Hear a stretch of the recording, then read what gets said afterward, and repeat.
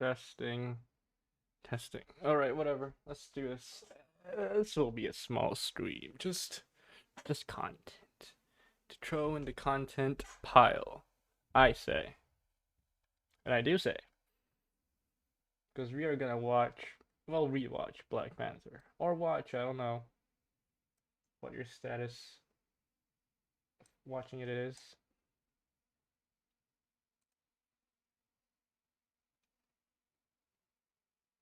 Alright, this is the timer.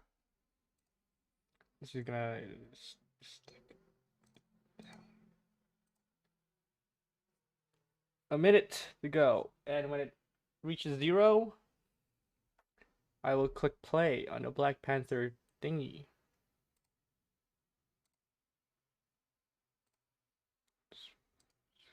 Close that.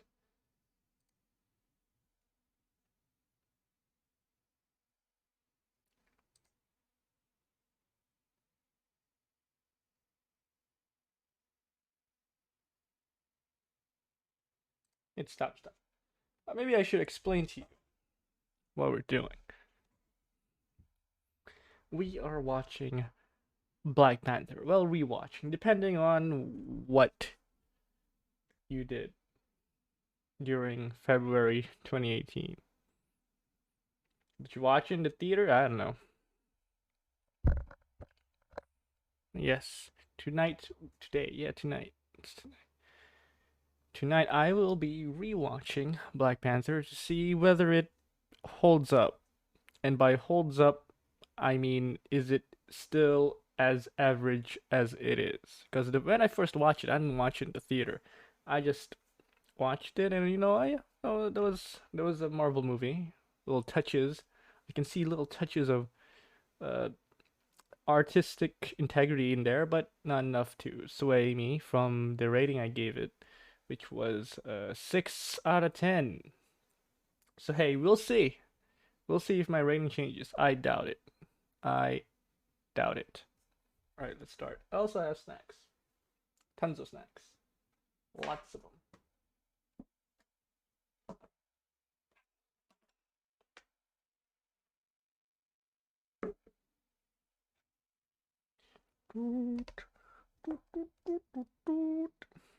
Oh, and my cat is here too. Well, not technically, it's not my cat, but whatever. So there he is. There it is. Oh.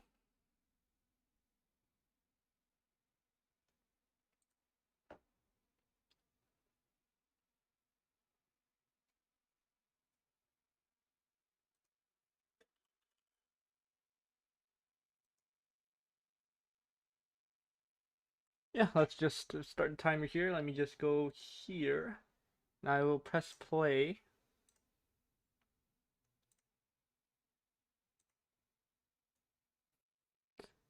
I will press play. Oh, I should probably turn off the audio. There we go.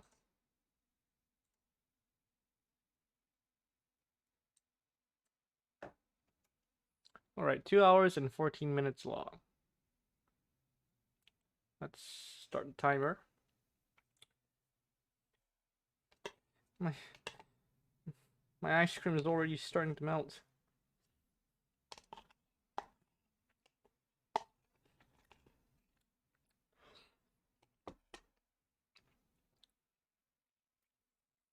Nine, 8, 7, 6, 5, 4, 2, 1.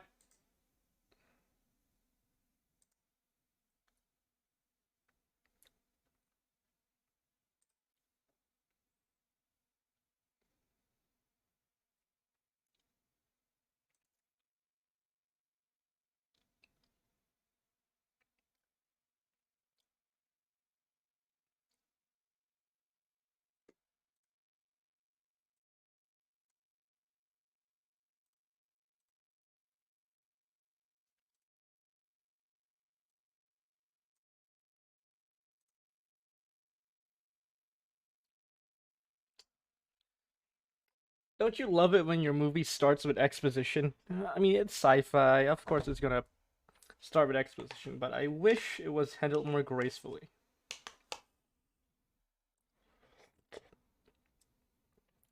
Or integrated much more naturally.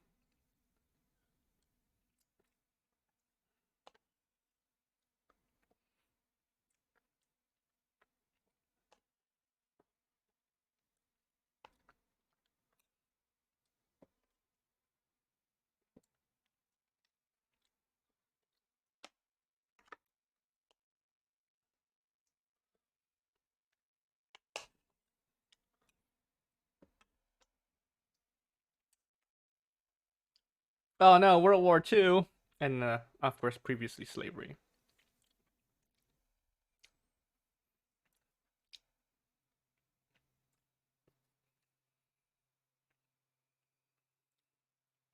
I remember like in 2018, 1992 Oakland, California, cut to a a makeshift basketball court, the parking lot. Yeah, I remember in 2018 when the whole like isolationist introduction really stirred some conservatives the wrong way. Not because it was, wrong, but because they're like, hey, what is this? Like, why are black people praising this when it's just like clearly what we want? It's like, that's not what the takeaway here should be.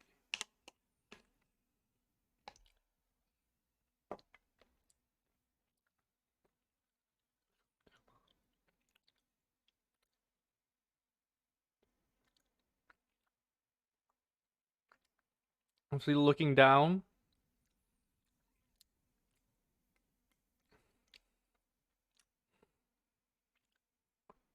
like looking out of the window, you assume like he's looking for the feds, but obviously, now with his second rewatch, it's pretty obvious that he's looking. No, you don't even need to rewatch it actually,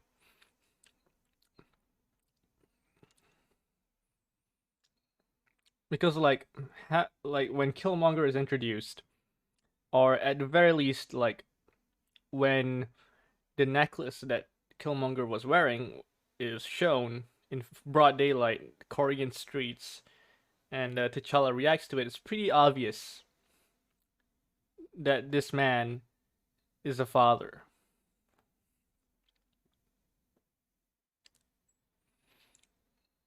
to Killmonger.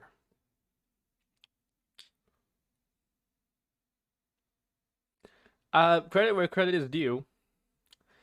The costumes look pretty good when it's not CGI. Not CGI. When it's not CGI, when it's just literally the actual physical costumes, it looks pretty good. So as I was saying, like the windows, like obviously he wasn't looking at the feds, he was looking at his child, at the children below, to see if his child is safe.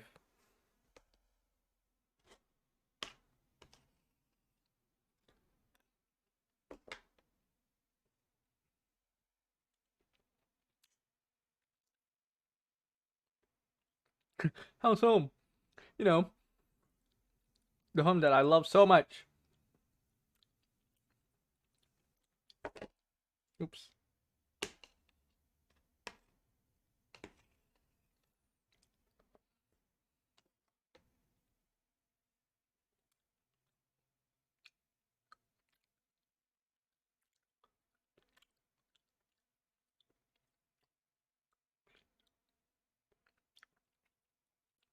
I do wonder if this movie would flow better because it really doesn't really flow that well.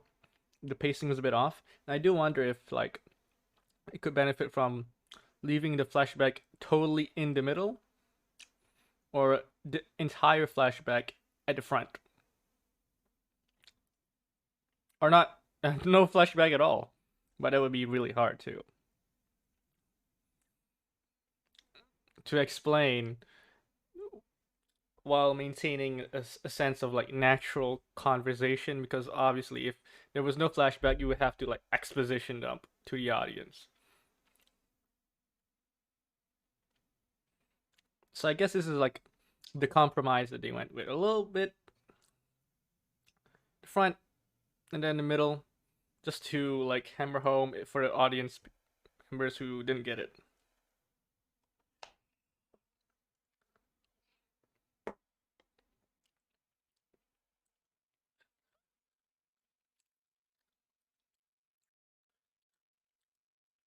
Oh, is this Killmonger? Um, a small dude. Yeah, he's the smallest of them all. That's a nice touch.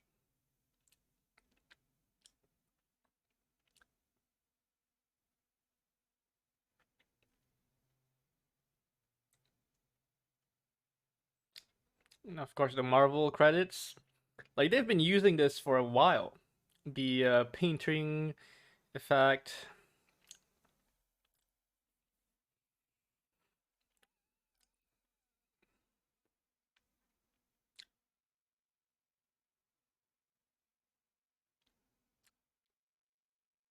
Yeah, cool.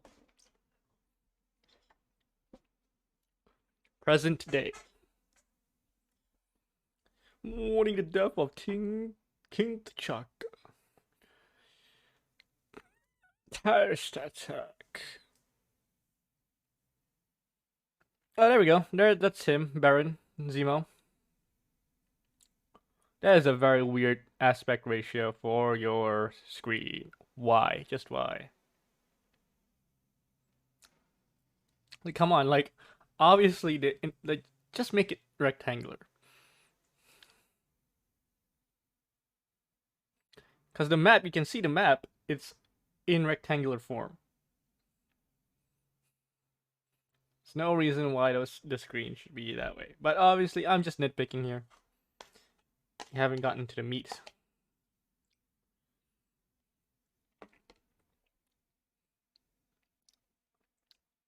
I do appreciate the unique technology that they use.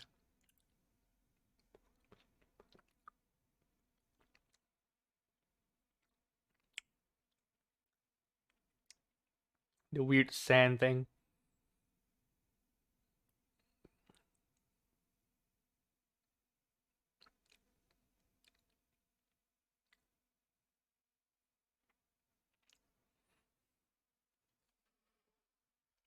Bum bum bum bum bum bum.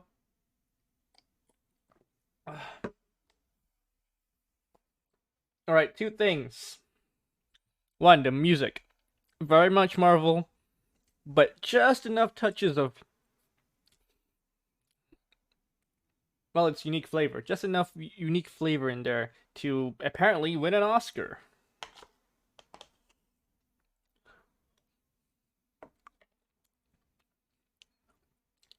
Okay, this fighting scene is taking place in the night. I'm watching this on my monitor, and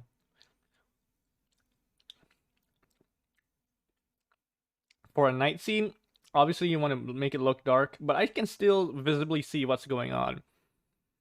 And people who were complaining about the scene that it's too dark, that you can't see the action, like I'm pretty sure that's the point.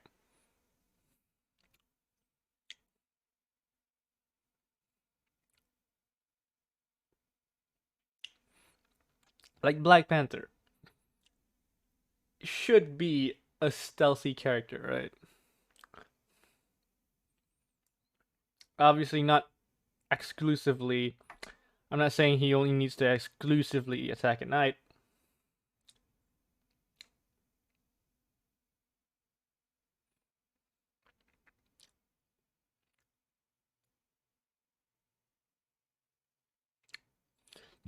No, that's some weird CGI there.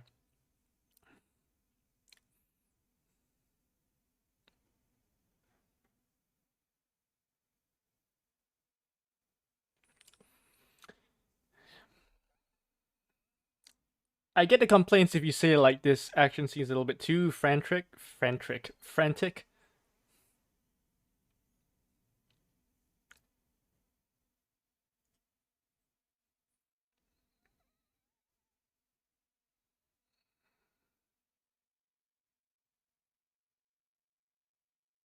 Nakia.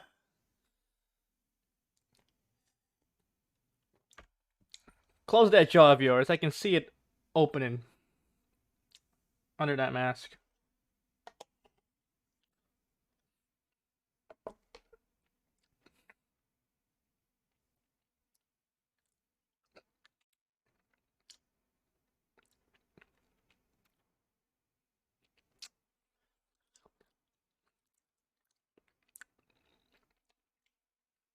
I mentioned the score, but I didn't mention the accent. I am not African. I did not come from Africa. I am not well versed in the African language, and I did not surround myself enough in people who speak English with an African accent.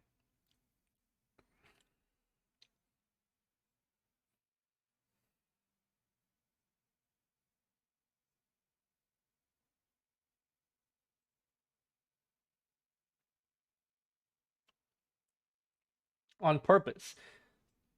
Your question is, very open because, like, yeah, I did, and yes, I would do it again. But why is the question? On purpose, many times. But did that bug provoke me first? That's the thing.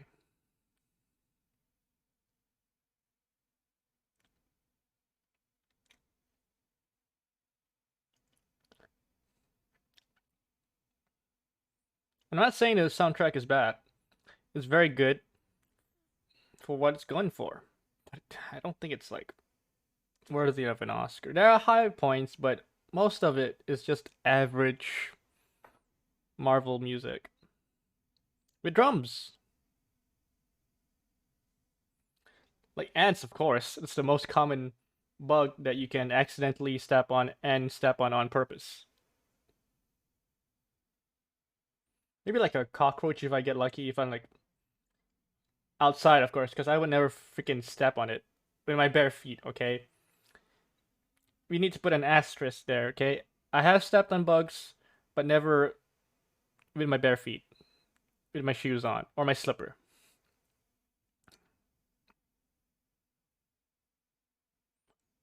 I do like the architecture of the buildings. Obviously, it's based on Pan Africanism, Pan Afrofuturism.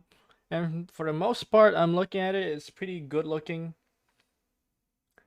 Integrates the cultures of, I think, Ethiopian architecture.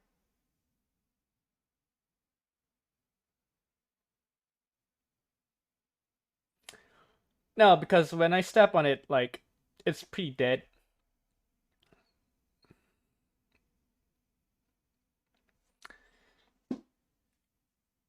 There's the Wakanda salute.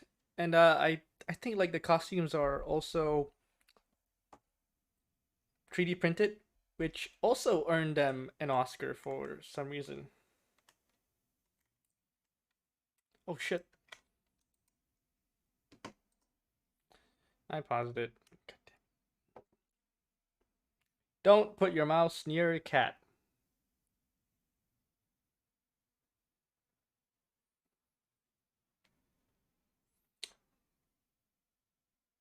It was mostly like cockroaches and ants, but I mostly step on ants. And unless you're talking about the queen ant, which is buried deep in the fucking nest, no.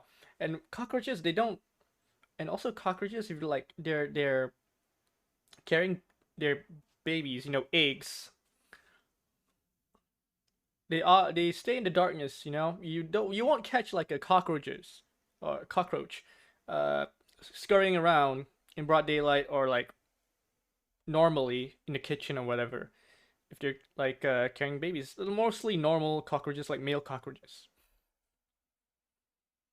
To actually answer your question, no, they're eggs, not actually babies yet. They're still like, I think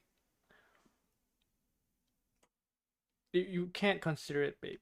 Can't consider it a baby. They're just eggs inside the thing, like bugs. I don't know any more bugs that carry their actual fully formed babies in them. But whatever. Answer your question. Yeah, no, I don't feel bad. Whatever. Cause I don't know.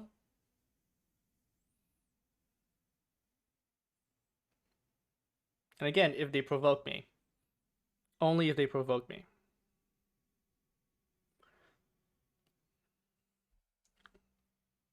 For real? I mean, credit where credit is due.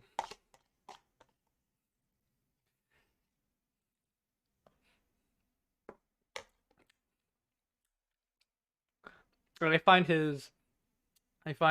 Eric Killmonger's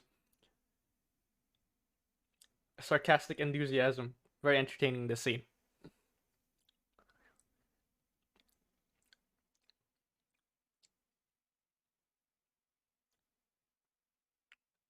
Oh my lord.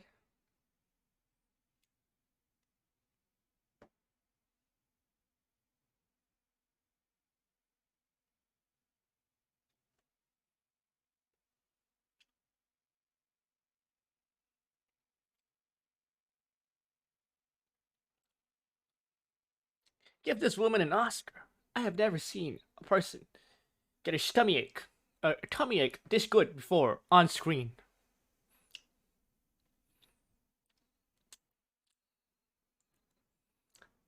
I do love when actors play characters and the characters inside the movies have to act.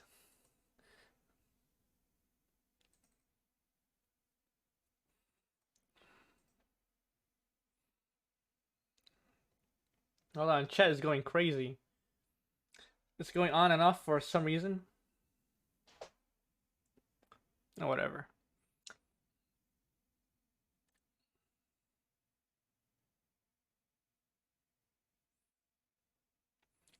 And also, this character, whatever, Boom Arm over here, it's a bit exaggerated from his appearance in Age of Ultron. I'm not complaining though.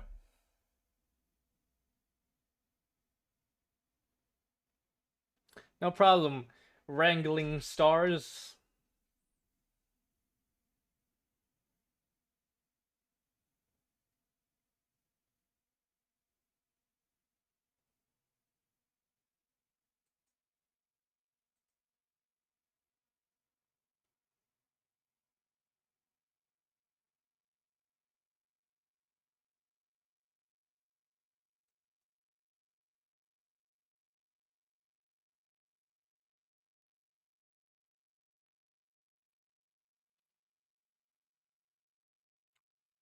That dust effect when it dusts off the hammer, it's not good. Obviously, not that big of a deal, but those small things just pile up, don't they?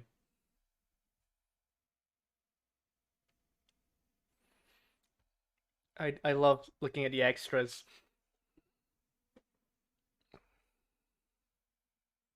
That one extra guy that was part of the crew. Like, what?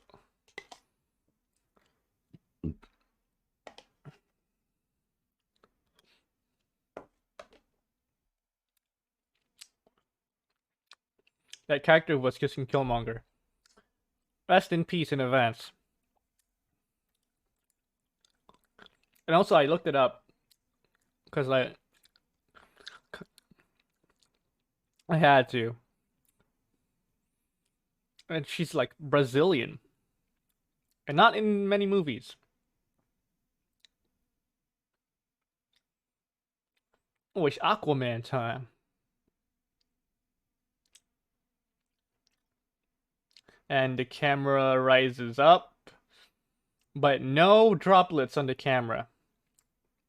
Like, I get if you want to make it like the camera is just an want to make the impression that the camera isn't there to make it unnoticeable for the audience.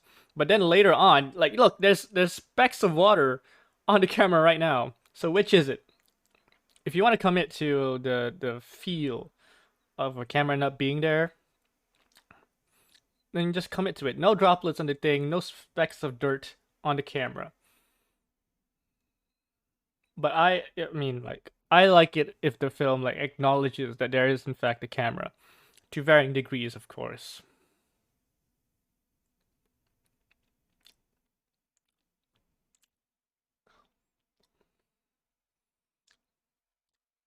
Like just now, with the specks of water.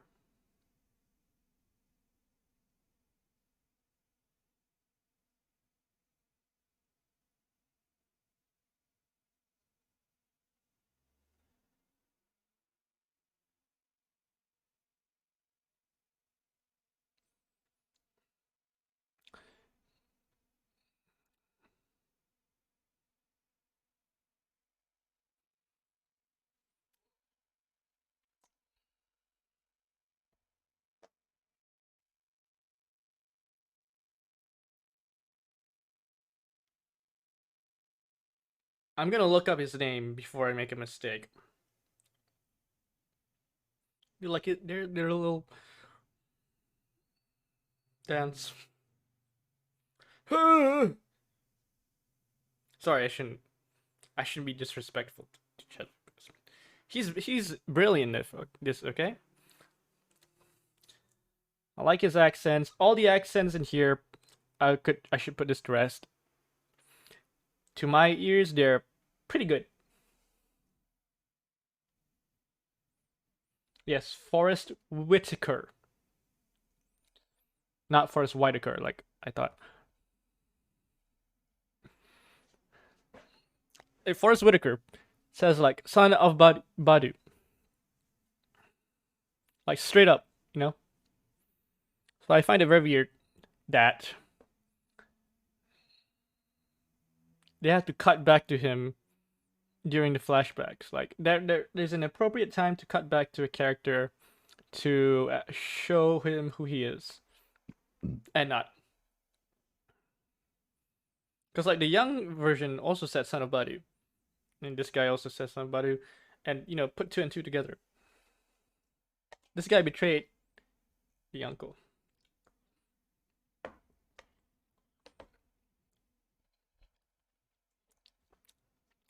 That like 2 second cut to a kid slapping. No, face palming himself. Some of the humor is unnecessary. Like it's not even like weird, quippy Marvel humor too. It's like if Ryan Coogler saw the other Marvel movies, like, oh, this is what I should do. This is what I should do.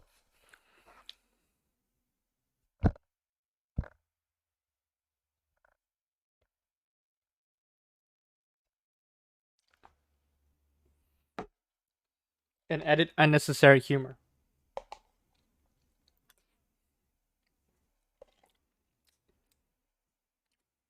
No, it's just chocolate in it. Stop.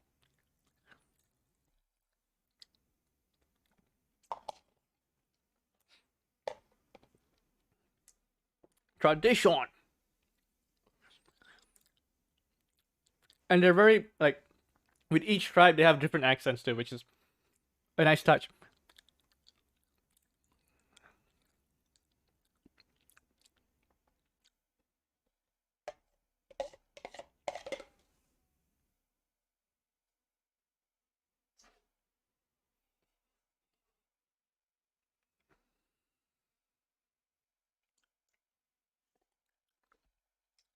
Stop. Stop, you're ruining it. I want to talk about the movie Black Panther, starring Chadwick Boseman and directed by Ryan Coogler. Not giving me the time of day.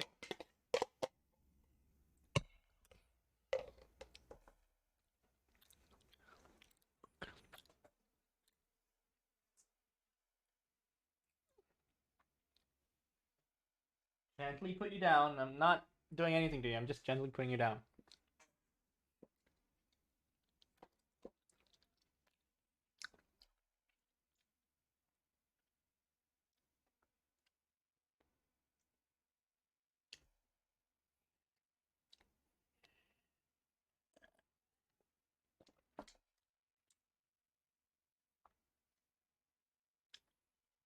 Like you want your own drink? Is that why? I have like a cap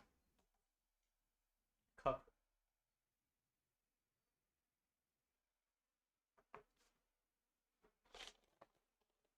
My God. Also, this fight should have been like just how it should go. I know, like you want to maintain the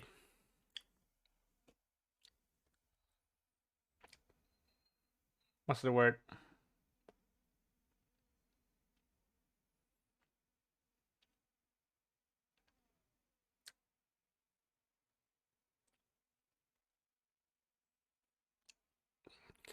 Obviously, he arrived in like early morning, and I know you want to keep the continuity of time, so this is like in like 11 a.m. but it just does not look visually pleasing because like you can just see the green screen, even though the lighting is 99% on perfect, you know, like it's appropriate.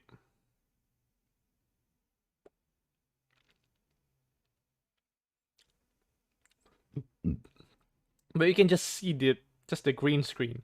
I don't know how to actually quantify it, but it is truly just a feeling.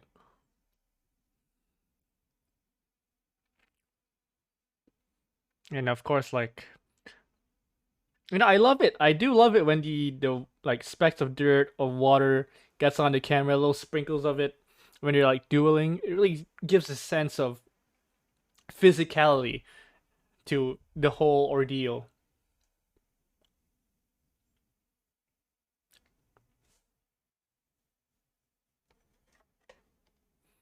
And he surrenders.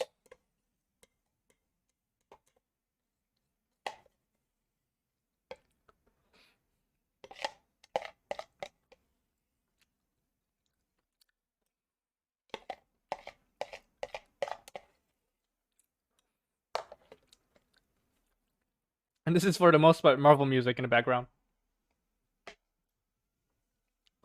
Woo! Yeah.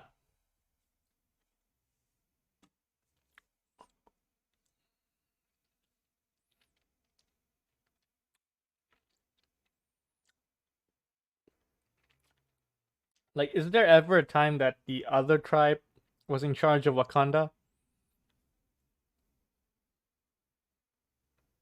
Like the Merchants tribe, were they ever in power?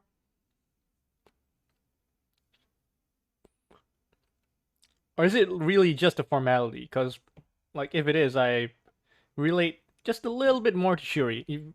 As annoying as she can be, as she was, and will continue to be for the rest of the movie, I relate to her just a little bit more. Because from what I've seen, it is a kind of formality. Because everyone's there, but they don't really want to challenge.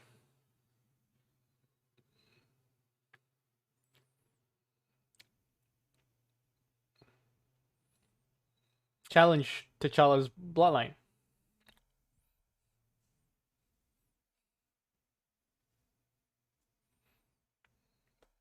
And of course, the mountain people just stay in the mountains anyway. So, like, yep, it's a formality. This is like, whatever, let's get on with it. And I mean, like, they have no reason to complain, I guess. The only breach they had was with Killmonger.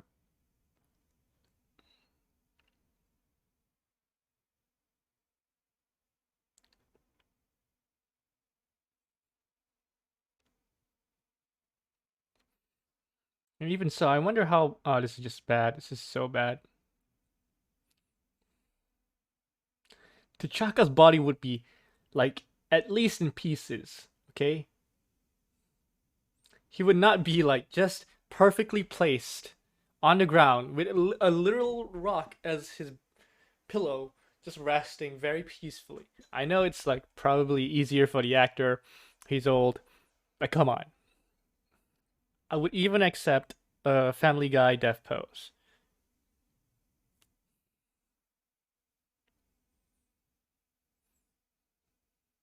The dirt is also CGI, I think, because no way you put someone in the ground and like layer on top of them actual dirt on that piece of suit, piece of clothing they're wearing, and not get a little bit of residue on it. But for what it's worth, I think it is appropriate because it is a spiritual plane where nothing should really obey.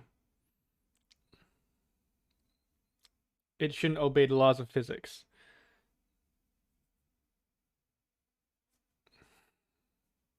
It shouldn't have to.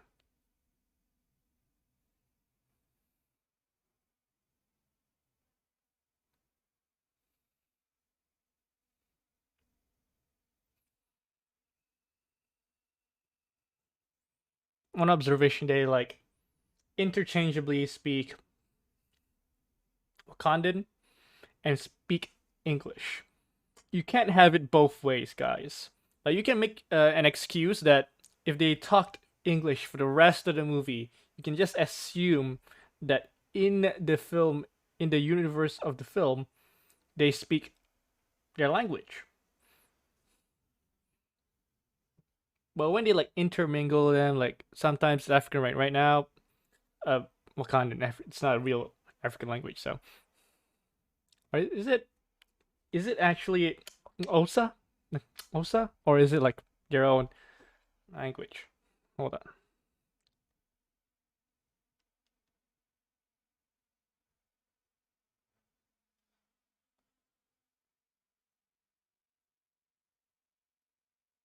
Yeah, it is an Osa, Osa, Osa. So it is not. It is a real. They did use a real language. That just makes it more infuriating. Like, is it in their culture that they learn English too, a colonizer language, in the education system? Because I think, my personal opinion, a general audience would accept, and I do mean this. It's proven by Parasite. They're willing to accept the entire movie with a foreign language. If it's exciting and engaging enough for American audience, they will stick with it. Okay? They will read the subtitles.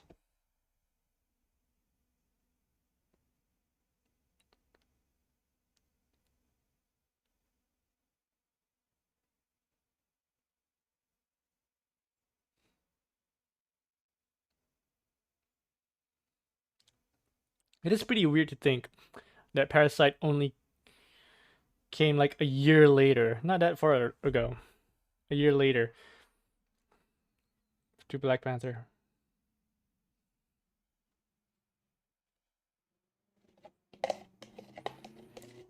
Yeah, smooth moves, T'Challa. Smooth moves.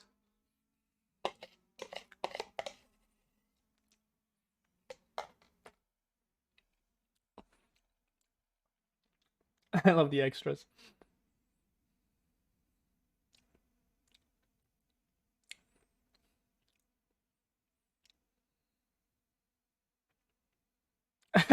The woman had to do a double take. What is that? Is that T'Challa? Is that the king? My gosh.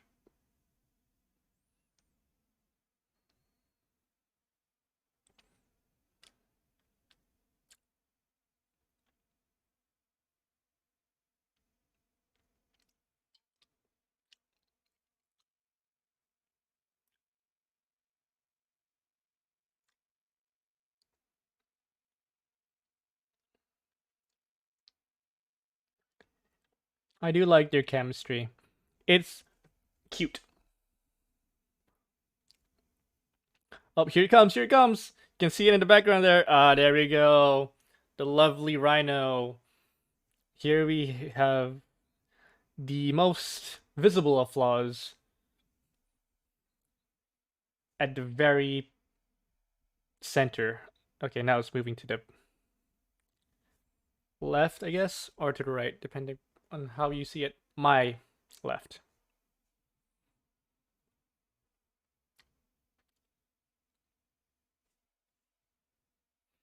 Oh, come on, man. Oh, that's so racist, bruh.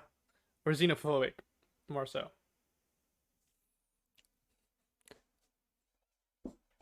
See, this is what like um alt-right people were up in arms about. Like, how come they can say it, but when we say it in the real world, we get in trouble? One, well, this is a film. It's not real, obviously. Two, like yeah, it is not the main takeaway from the film. It opposes that type of thinking. Hence the ending and the post-credit scene.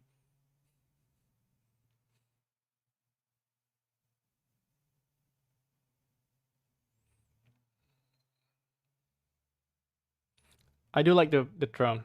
Looks nice. And of course, his suit. His suit too. Again. They have amazing costumes. I do think they should win an Oscar. It's very appropriate that they won an Oscar for it.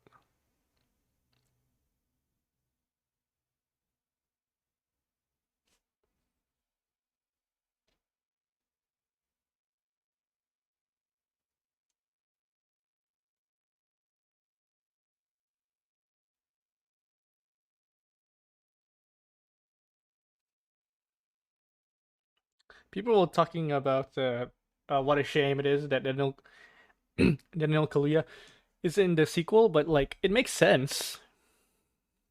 Now, obviously, it didn't bother them too much to not include the character because I don't think his character is needed because it's done in this film.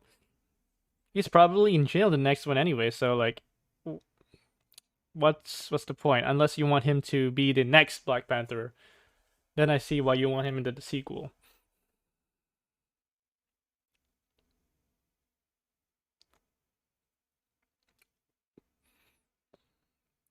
Okay, this is acceptable CGI because it is um non-natural geometry, I guess. Very stark, easy to make it look real.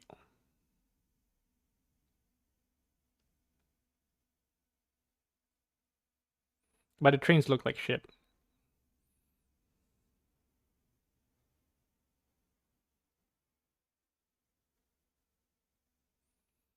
I'm bracing myself.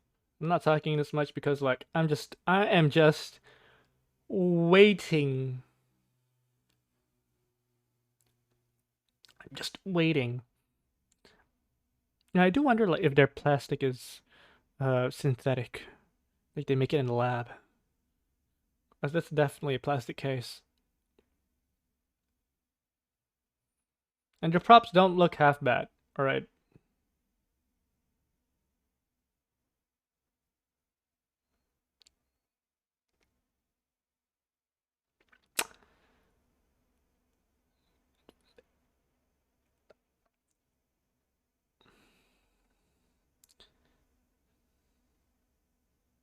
I wonder how many people wanted those sneakers. Back to the Future, I presume.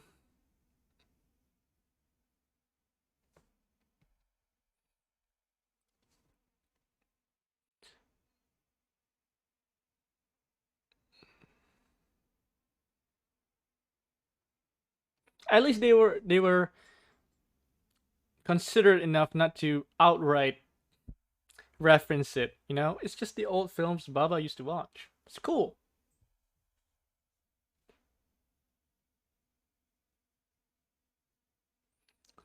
Ooh, it's gonna cut deep to those Civil War costume enjoyers.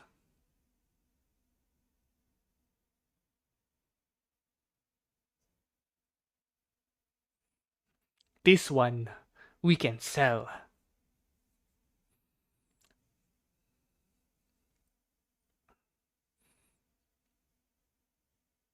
Or let other people sell.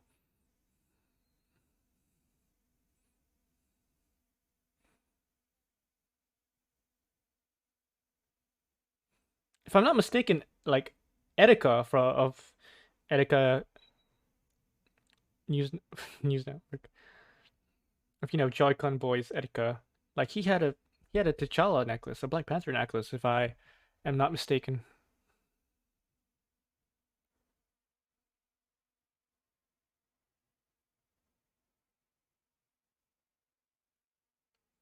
This also doesn't make sense.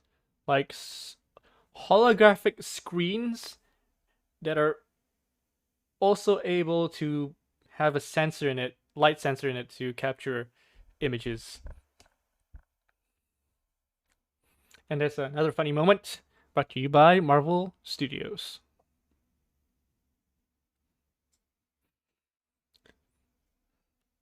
I do wonder what Korean people think of this, of their depiction.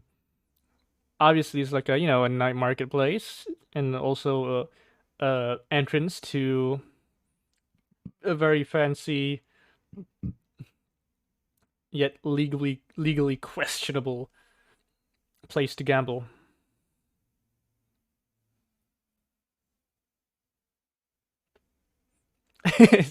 Her face, Dul.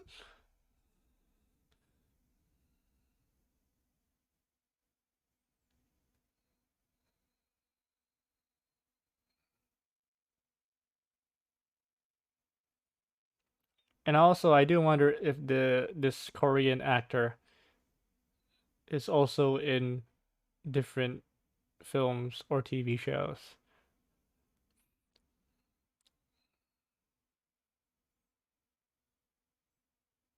I mean, she wasn't bad. She was not bad.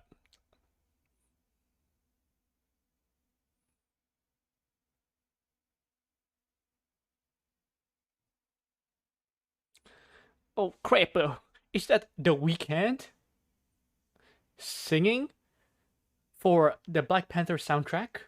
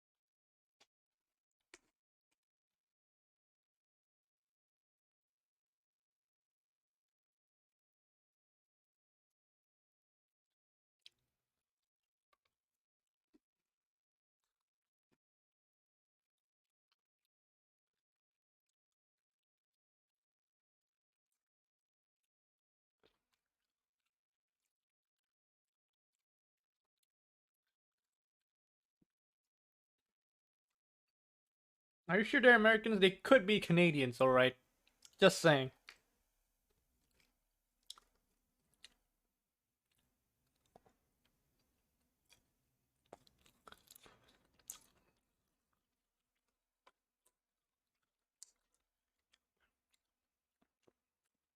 I can't. I can't buy Agent Ross talking with an American accent. I can't. Like when I see his face, all I think is this dude wasn't Sherlock and is British.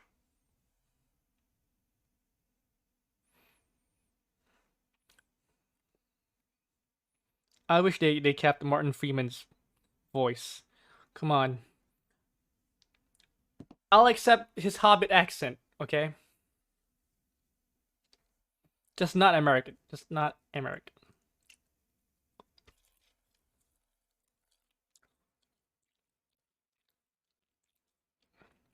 And that Stanley cameo goes over, portraying him as a sleazy gambler.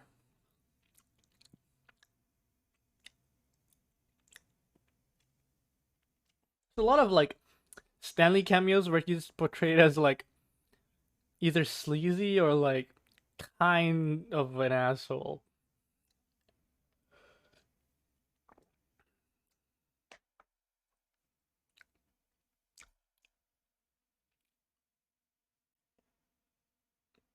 I love her.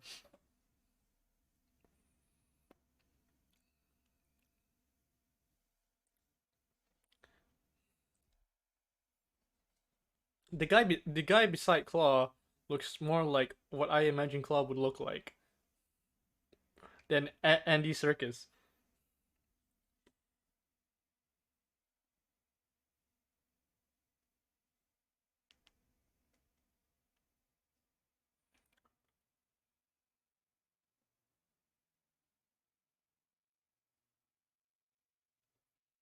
Also, he kind of looks like Mel Gibson in the background there. You blur his face, like, oh shit, is that Mel Gibson?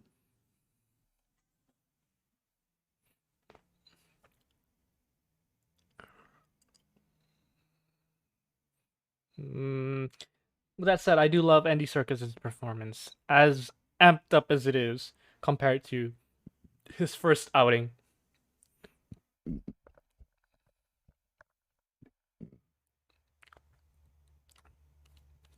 I too would love to shoulder massage Martin Freeman.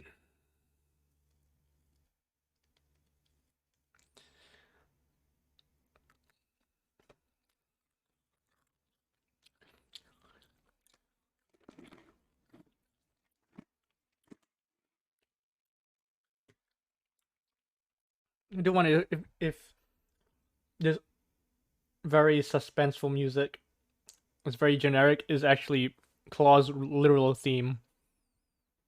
Ooh, throwing the wig moment. This is a certified girl boss moment.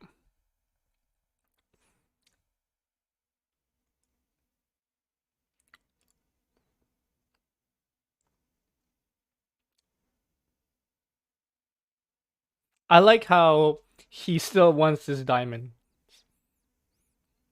Like obviously he's not gonna give the vibranium, but I still want those vibranium. I mean diamonds.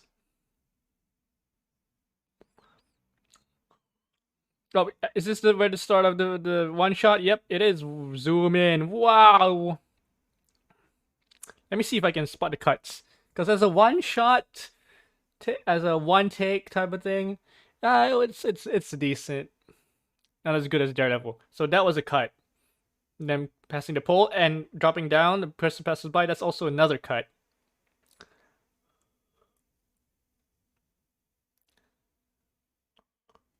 It's good. It's good. All one take, I think. Yep, that's another cut. He punches the guy. Also, oh, that's horrible CGI of Chadwick Boseman jumping. Right, one take. CGI hand, and Chadwick is just now reacting to it. He didn't actually really react to it when it literally opened to a cannon. You should probably run or tackle him.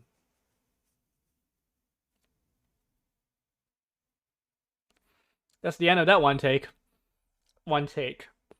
It was good. It was good.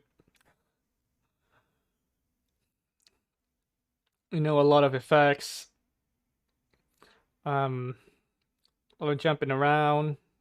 A lot of things breaking. But it's good in the sense that a 6 out of 10 is good.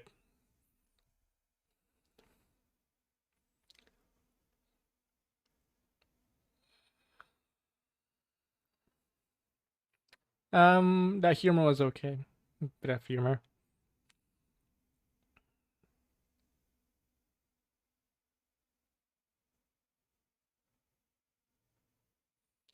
Yeah, Kendrick Lamar. Woo! You know, as much as a fan I am of Kendrick Lamar's work, I did not actually finish the entire Black Panther album. Even though it's like technically overseen by Kendrick, he isn't in the album most of the time. But you know what? I'll make a note to listen to it later tomorrow.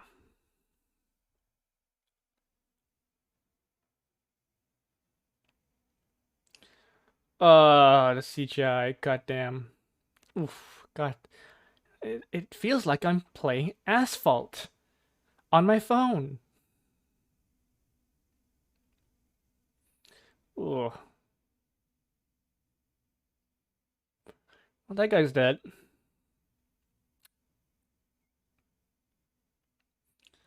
Oh. Optically speaking, this is a nightmare. Like a king of a third world country.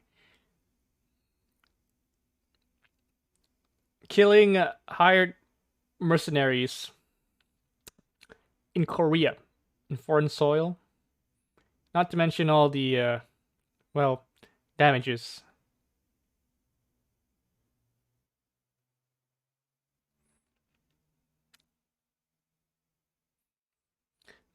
Yeah, I get why she thinks guns are primitive because the shooters themselves are incredibly bad with them. I can see why she thinks guns are bad because the shooters are bad. Obviously, if a more qualified shooter were to take the gun, I think she would have a better outlook on them.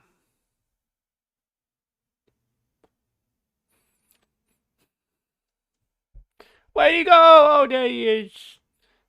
Farted. And come on, stick the landing, stick the landing. Boom! And then it fucking blows up.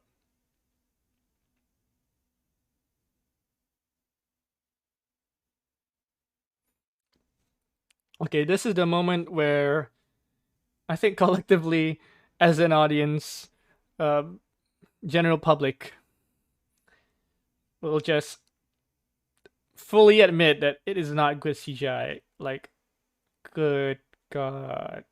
I think Super 8 had better CGI than this.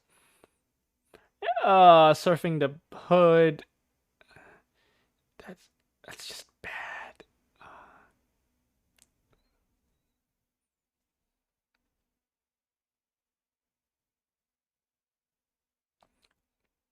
They clearly did that in front of a green screen. Oh gosh.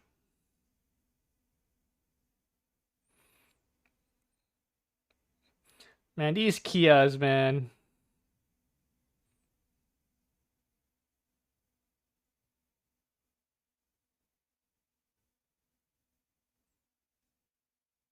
I do like that there is sand underneath it, if it falls, you get a soft landing.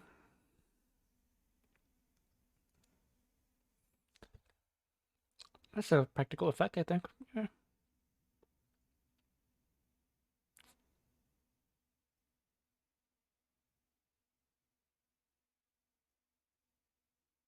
See, I like this part. There's a tangibility to it. Oh, except for that gun again.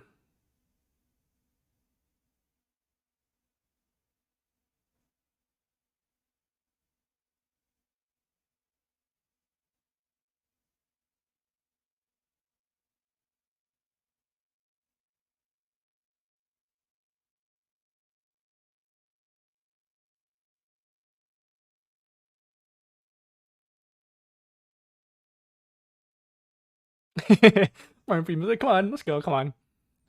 Yeah, you don't need to cut. This is a bit gratuitous. It's cutting to like 3 shots of people with their phones out. We get it. We get it. Come on, you don't see anything suspicious about that?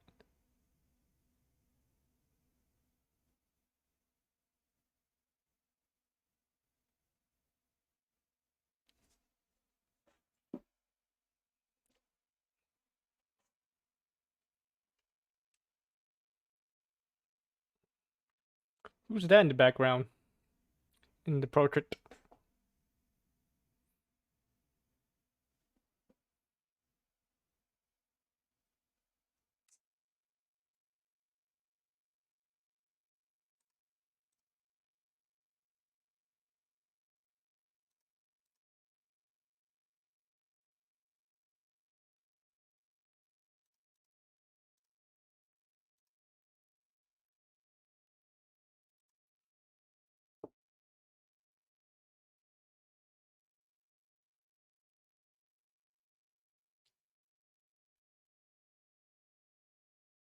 Huh.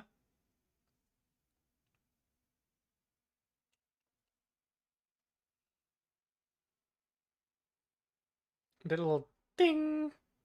It's a bit unnecessary.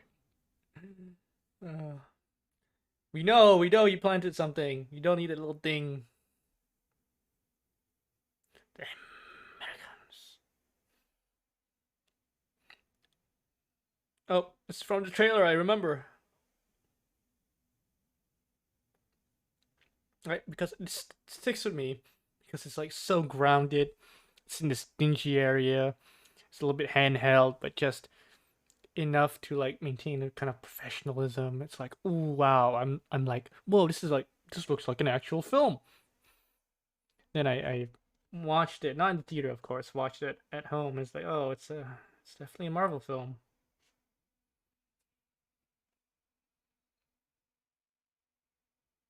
And the shot reverse shot wasn't that prominent, because it was a trailer.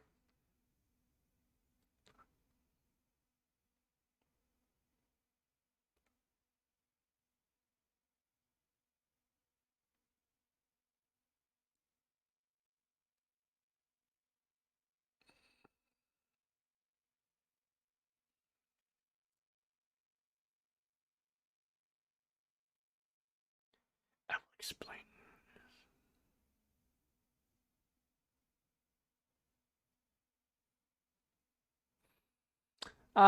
Relatively. Yeah, I'll just say it. It's an appropriate way to deliver exposition. I'm okay with this. It's nothing special, I think.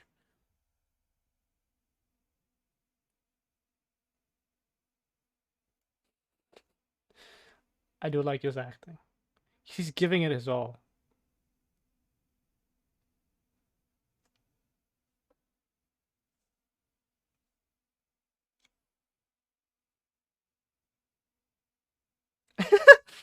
Extra. Why are you looking at her like that?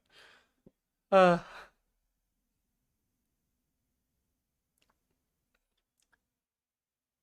coffee.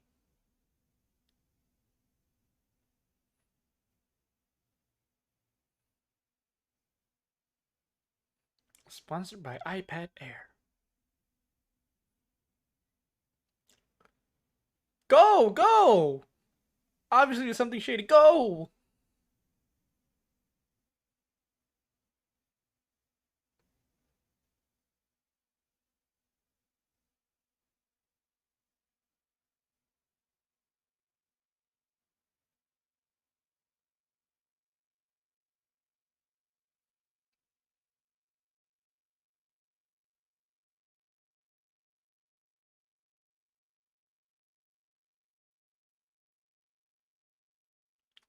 Thank you. Uh, back there, whatever.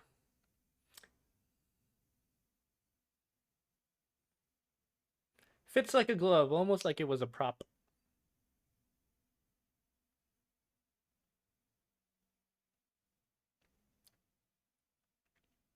You don't need to cut back to him, like, exploding it.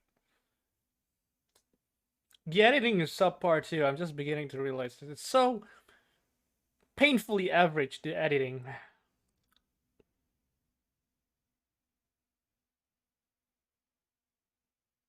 Well, that was CGI.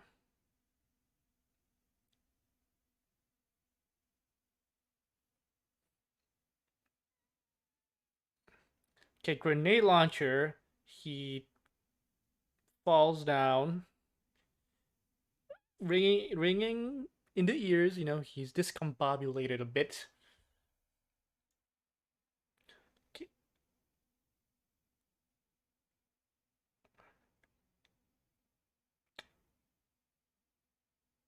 I think Mahler pointed this out.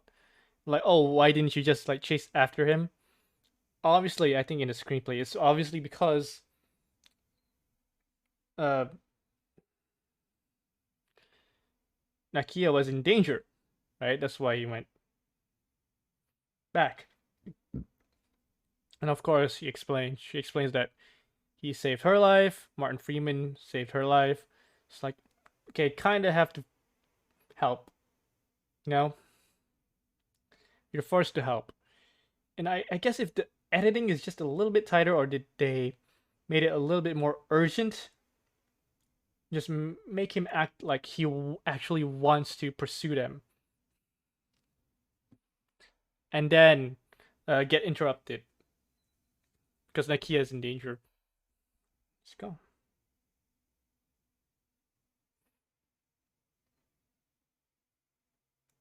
Because they're saying it's like a plot hole, but I think like if you read the script, it would make sense. He gets knocked down. He wants to pursue them, but Okoye was like, "Oh, Nakia, you know, has a bullet, or whatever," and then goes and chooses not to pursue them because Nakia is in danger. Oh, reference to Barky Orange.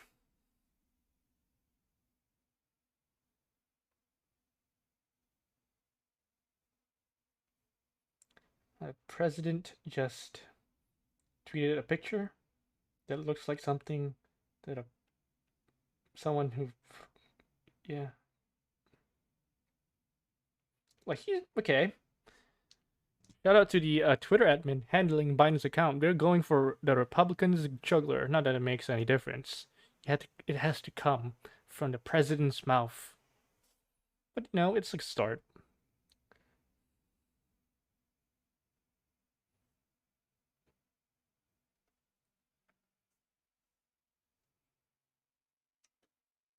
Incrementalism. Fuck you. We need drastic action right now. Where is Claw? Oh, there he is.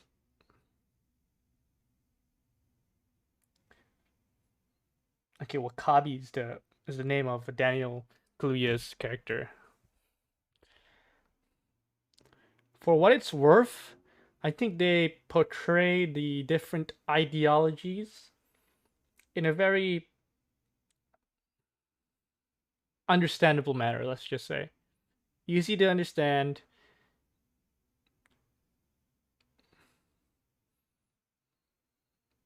But most importantly, like it just shows how rifts do exist in Wakanda still, even if they're like an isolationist nation. They're doing well for themselves. There is tension, and she died. Rest in peace, Linda. I do like this scene. Obviously, I would have preferred a little bit more blood, but for what it's worth, I do like the scene where Killmonger kills his lover. Just so he gets what he rightfully deserves. Amazing. You know, and credit where it's due. I did not expect them to kill Claw.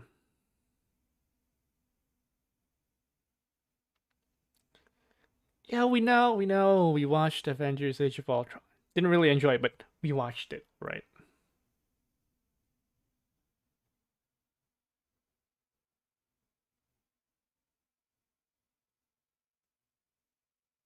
But Dinga, Binger, Bazuber.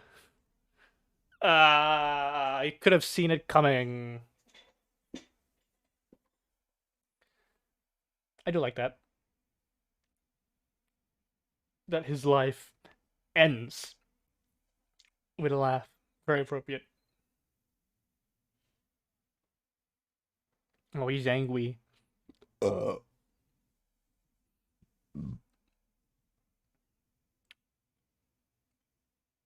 Forrest Whitaker's like, oh, he must be angry because the mission failed. No! Oh! Oh!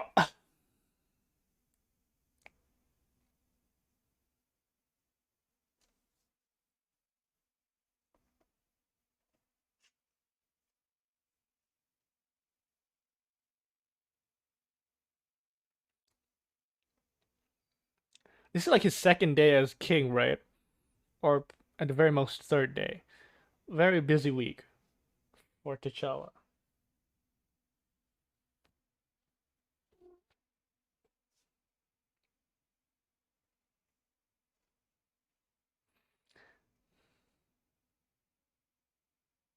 Yeah, he's the king. Come on.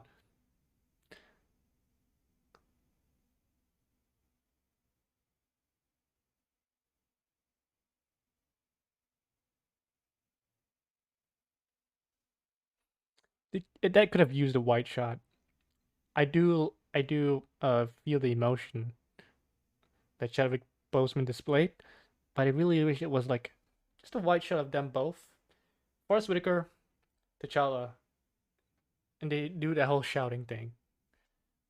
Instead, we got like four awkward cuts.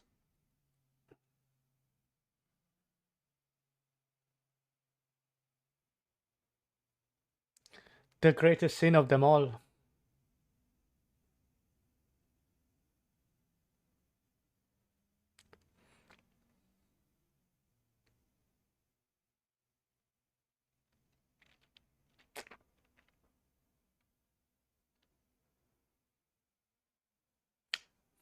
Spitting facts, baby.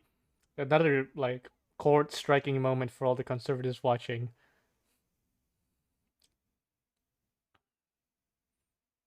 Overly incarcerated? No, that's just fact. They commit more crime.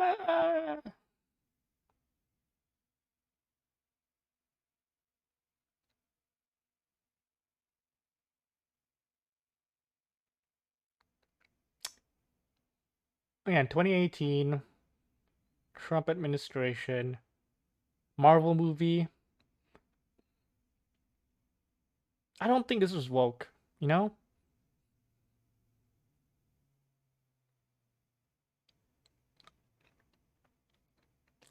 Just because it was made in that time, released in that specific time, people saw it as like, not people, like conservatives just overreacted. All right. They call liberals and leftists snowflakes and like overly sensitive, but when this movie released, I remember vividly, all right, the outrage was just so immense. Like it's ridiculous to the point where like a few people faked the fact that they got beaten up just because like uh they went to go see Black Panther and they were white. Obviously, another of it was real. Obviously, it's just the amount of outrage it generated among insecure conservatives. Yeah, I talked over that whole moment because it was really unnecessary and bogged down the whole thing. The emotion was there, but I wish it was a little bit more tighter.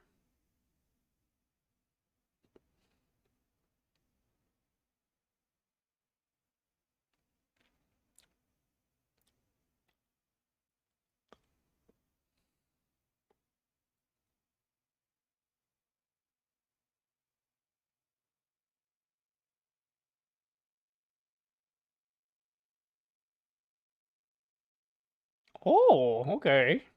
Yee.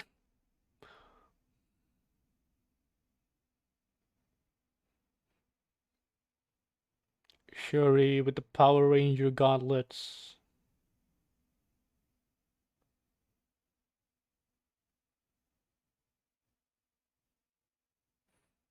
Come on, white boy. Get up.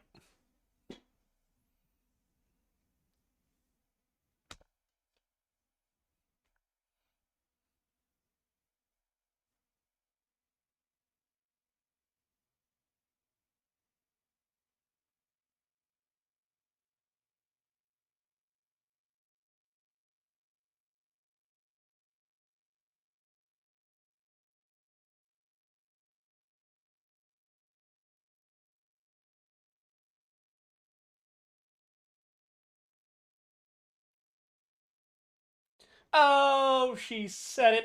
Another chord striking moment. Colonizer. Boom. I mean, uh, I get why she says it, you know? She's an African. And, like, she was shocked by Martin Freeman's character, Agent Ross, who is a white American that works for the literal Central Intelligence Agency in this film. Like, yeah, I guess we can cut her some slack. But actual people calling other white people colonizers, let's just say it outright. That's fucking cringe. Stop it. Just fucking stop it. Unless they had involvement with colonizing activity, just don't call them colonizers. You're so fucking cringe if you do that. I'll let you off the hook if it's like one step removed from colonizer.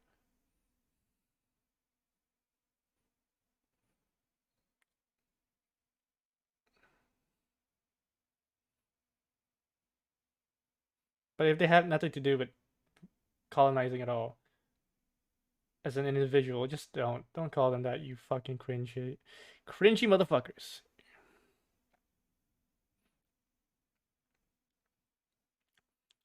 It's kind of cute that he really likes Twains in this scene.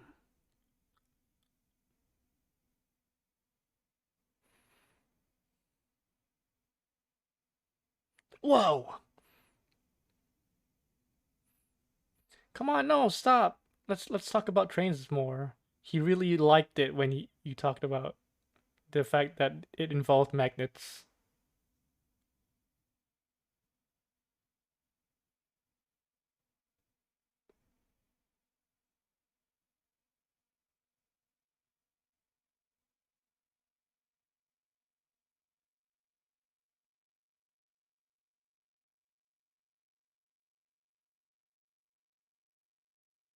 Okay. Interesting.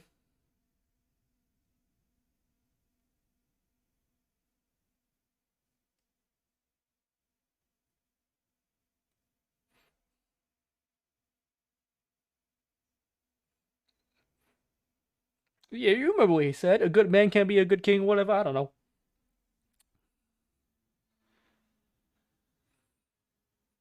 It's your dad, dude. Yeah, we do a little bit of murdering. Those are mistakes we can all get past. He did the deed.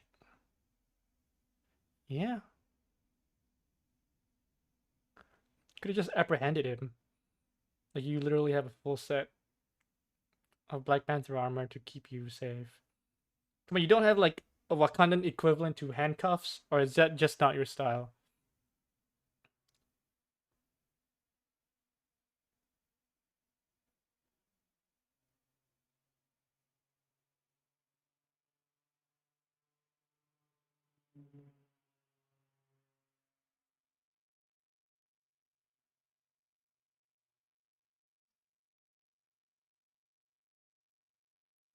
That's the name of the name of his character. Huh.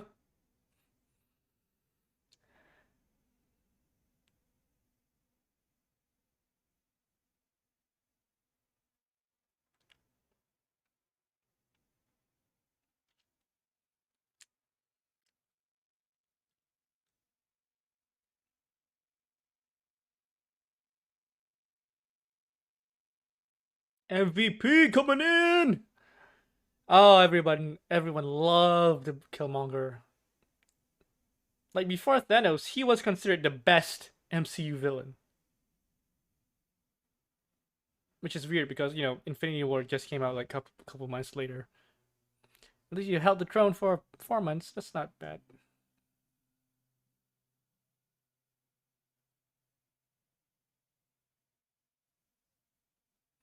Ooh. Ooh.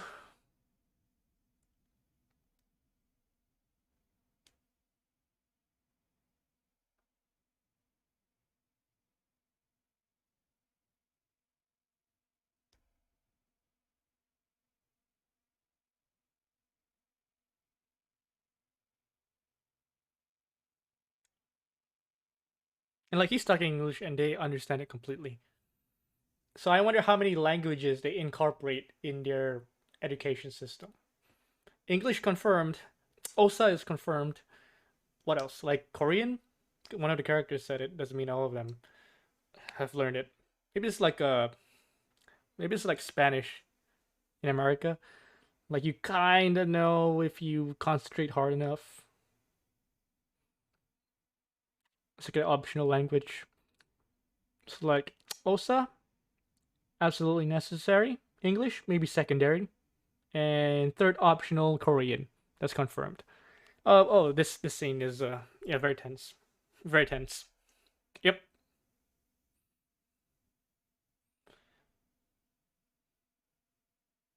You can't just reject it.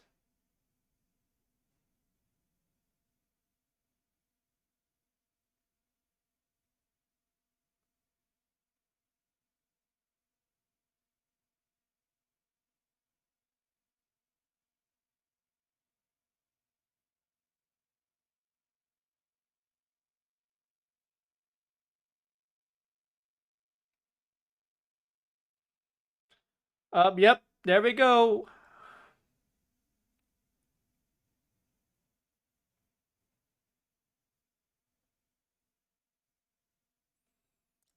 Oh shit, drama in the throne room.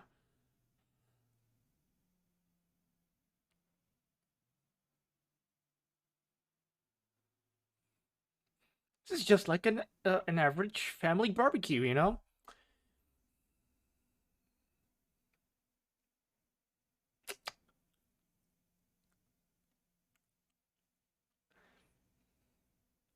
Yes, he is.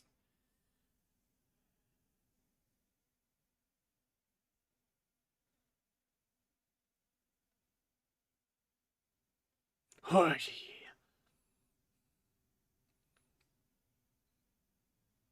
See, they got chains.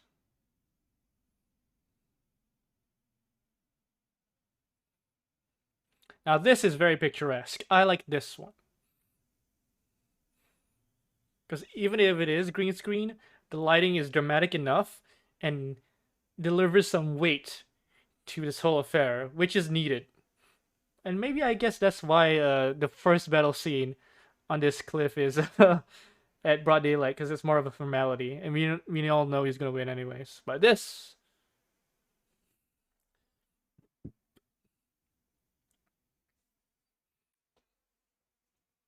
is like end of Art 2, so it's gonna be dramatic. The all is lost moment. And yeah, it delivers. It definitely delivers. That look. I'm glad there was no dialogue. Good on you. Just a knowing look between two people that probably really hate each other. What? Come on, man. He needs to see this.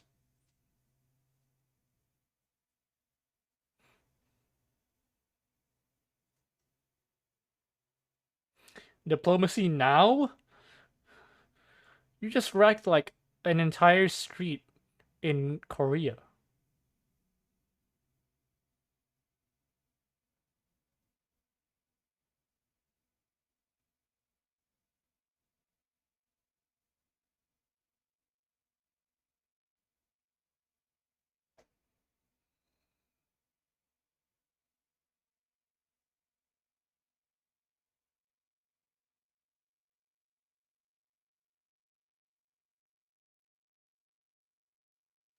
That's fucking hardcore.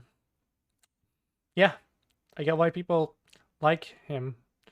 Even if you're ideologically opposed to him, like the filthy liberal that you are, you still would consider him a good villain.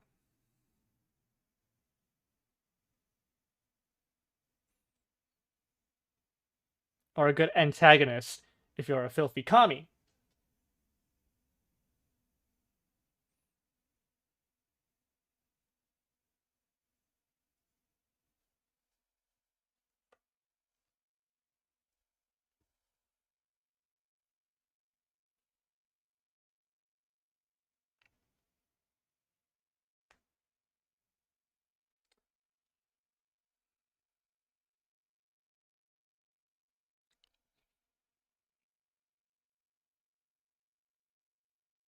The fight scene itself, I would consider it's dramatic enough.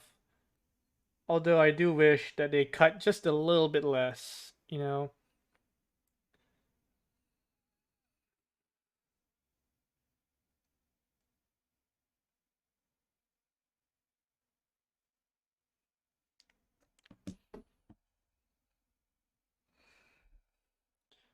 Pull back a bit. I want to see the action. And I get why, it's like dramatic. He gets stabbed, so you really want that close up, close quarters.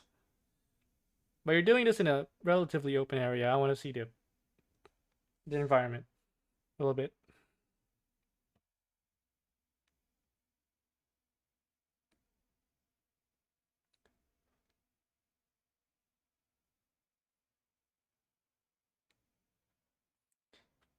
And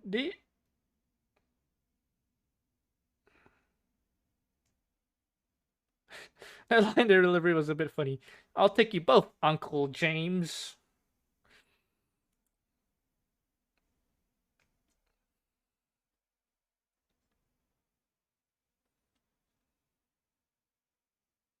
Yeah, yeah, yep. Ooh, ouch.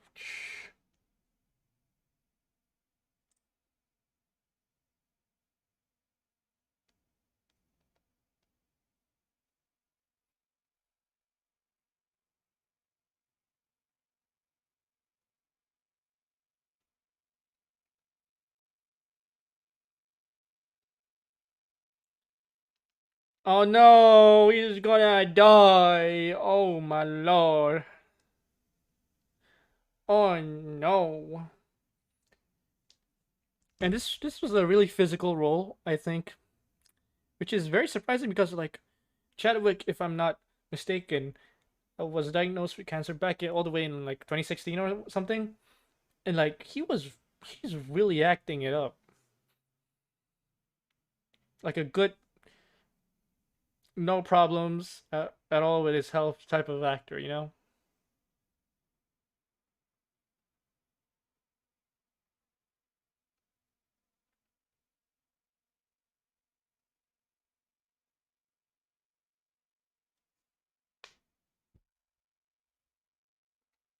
Civil unrest in the state of Wakanda, in the Wakandan state.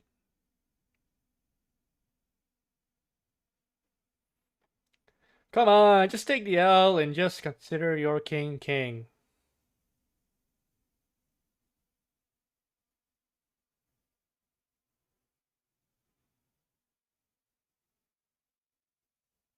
He's the king. I didn't choose this culture. I didn't choose this tradition. It chose me.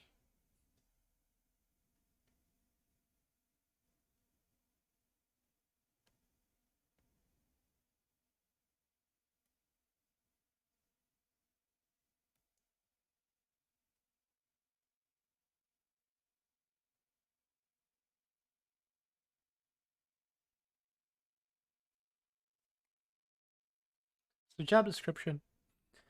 I'm loyal to my king. Yeah.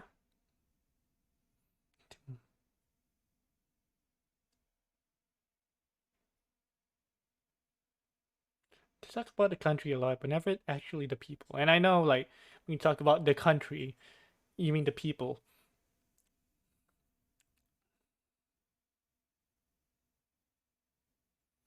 Well, here's a really different implication. This is a very cool room that only shows up for a couple of shots. That's it. That's pretty nice. Very nice. I love that. What was it talking about?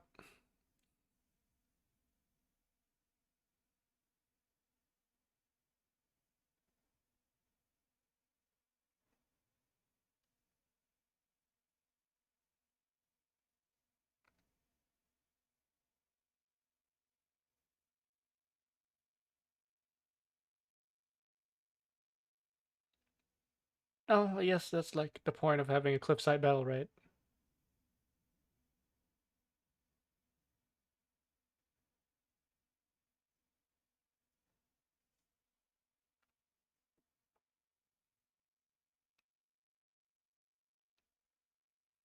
Let's start a coup, baby.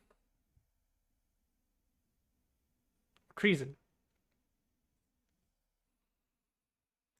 Uh, a new king got elected per your electoral system.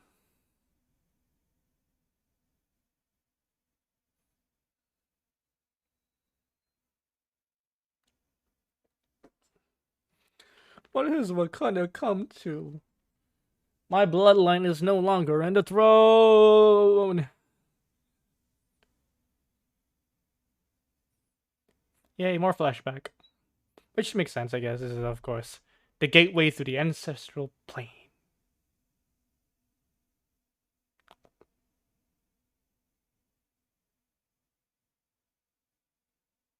That was a hard cut. Not a hard cut, just a cut.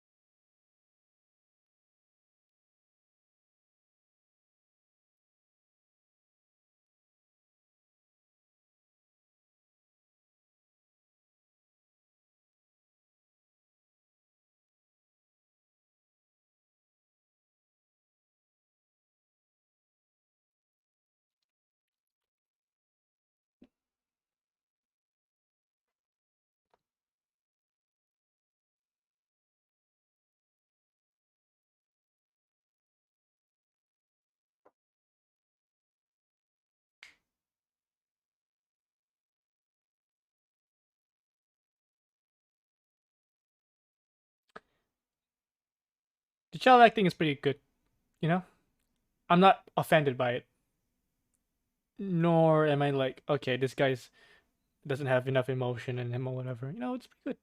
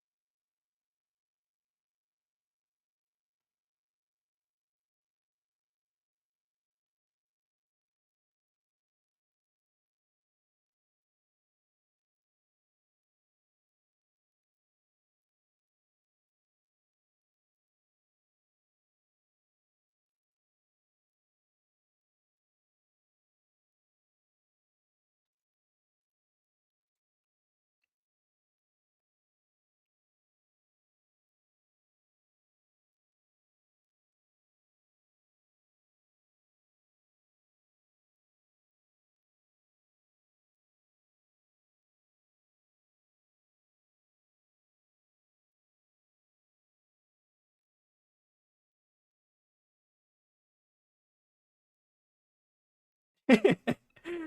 Oh, don't do it like that.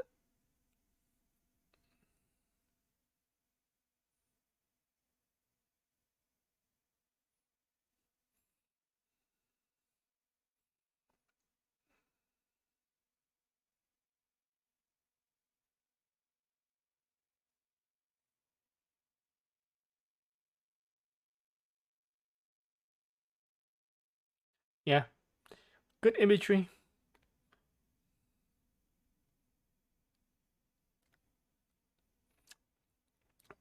And the only good shot in Black Panther, turning around.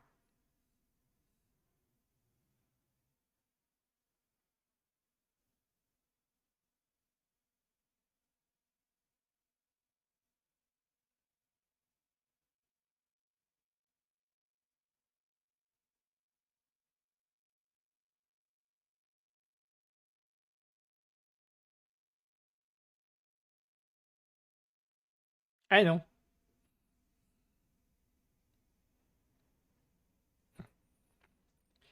And I do think like one of the themes I just went past that over a lot of people said is like when you have the privilege or power, you have a responsibility.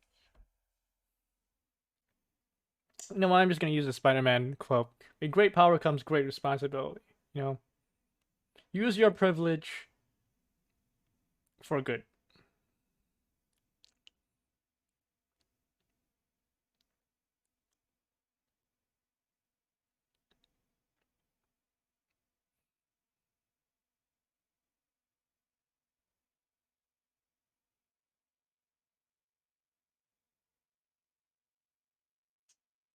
Hell, oh, he hit her with the world is changing. God damn. Not really. No, in 2018, no, I don't think so. But again, this is the world where Iron Man exists and Thor, I guess.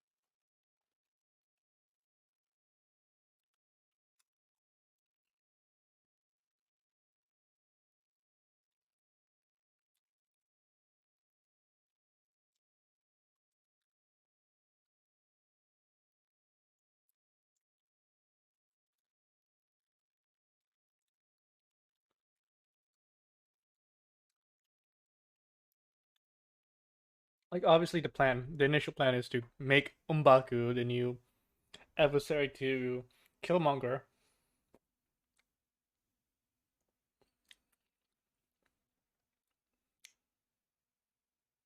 And I'm sure he wouldn't be opposed to taking on the throne.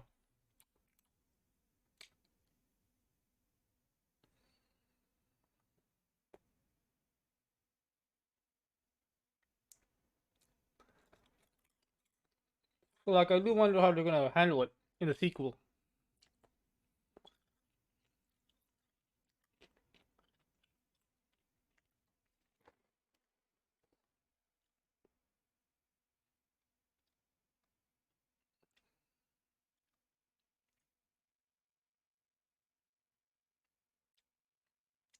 She has to do this again in the sequel.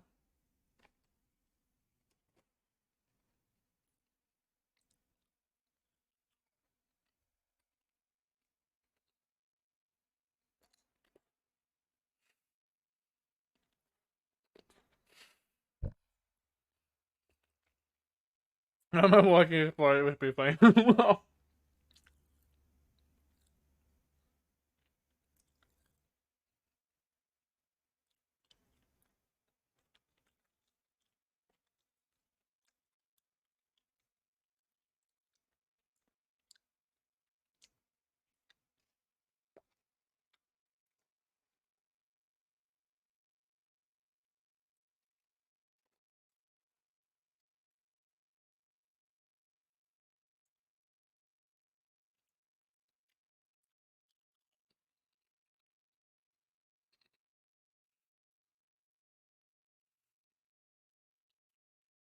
Well, very hilarious that they're only opposing him because he's an outsider. I guess you're appealing to M'Baku, but still, like, see, he's gonna destroy Wakanda or whatever.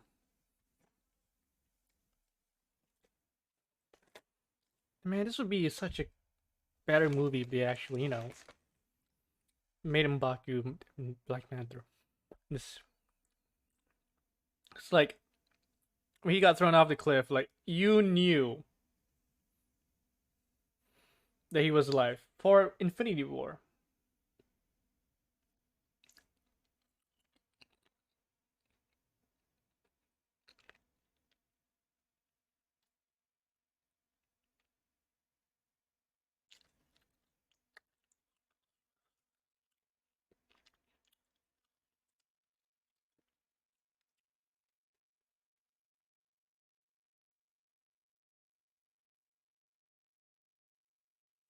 Let's make the herb.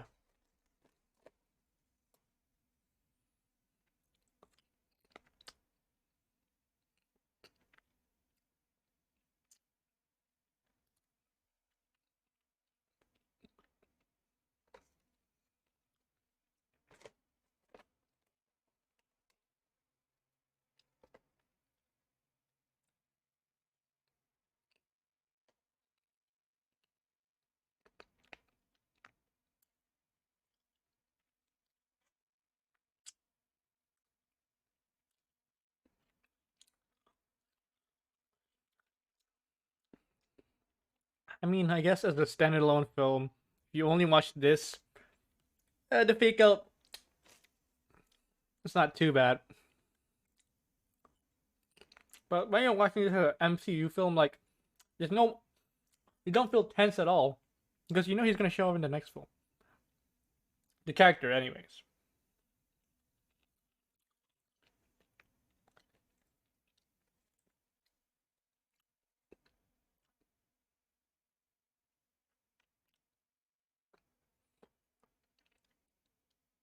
No, fuck that. Fuck you. Oh, these are all the previous ones. Yeah. There are some like some from the other tribes that were leaders from the clothing. I think. Yeah, I think I can.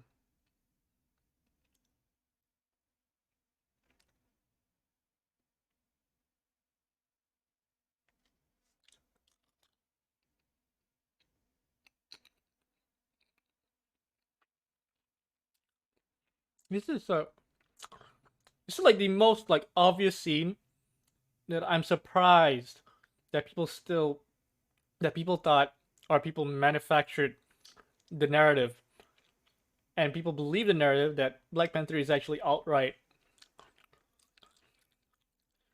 This scene should be so obvious.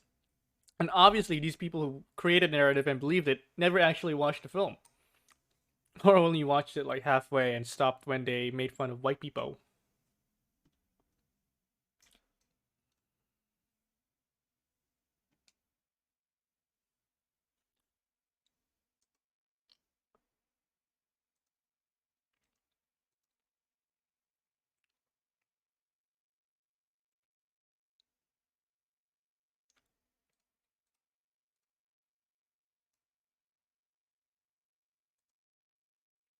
Oh, he's alive.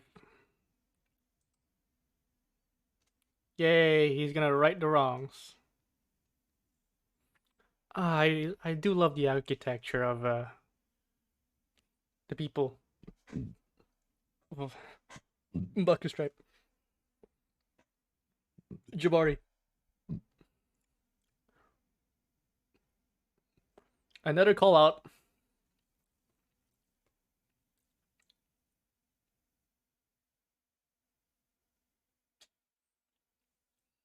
Oh, CIA.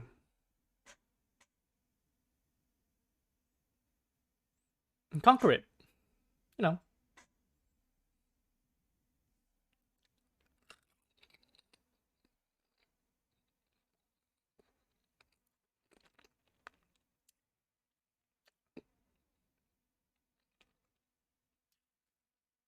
And making it soft by sucking it. So it won't affect my braces that much.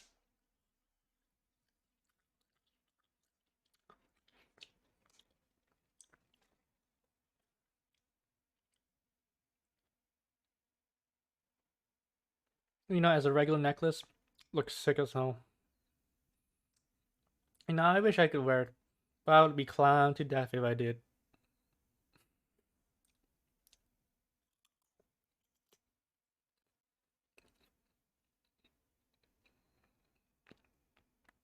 Even from the CIA.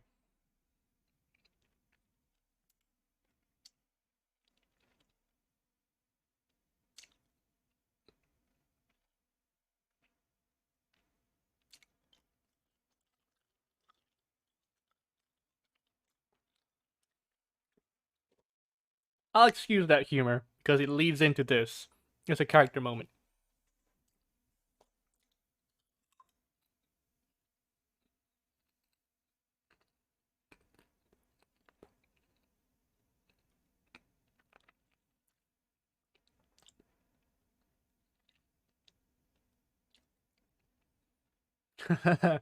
I like that.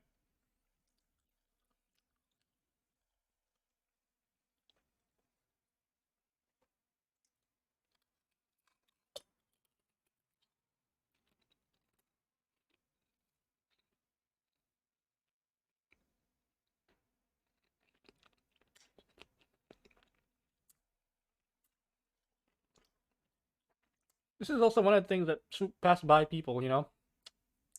Sins of the father. You can't speak for the sins of your past ancestors. You can only strive to do better.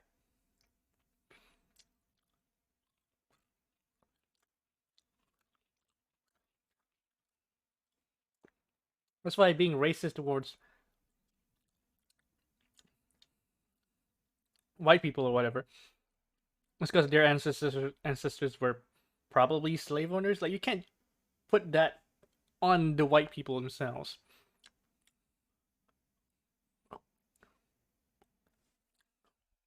And I do wonder, like groups like Black Hammer or whatever, what they think of this film. They probably love it because they're too stupid to realize that it goes against their narrative too.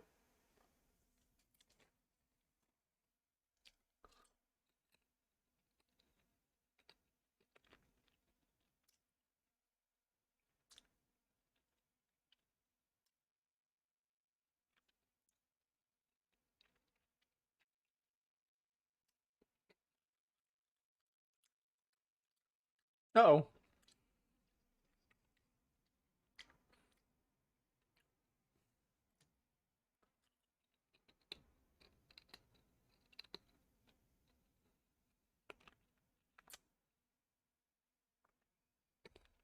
I like the music.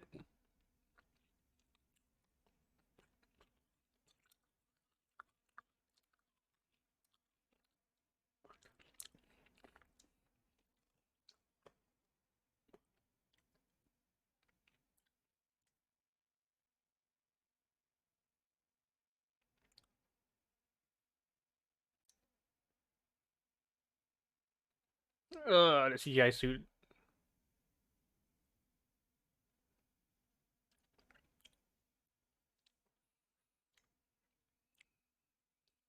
It's like when I'm king, all that tradition stuff, it's over with. overhauling the entire system.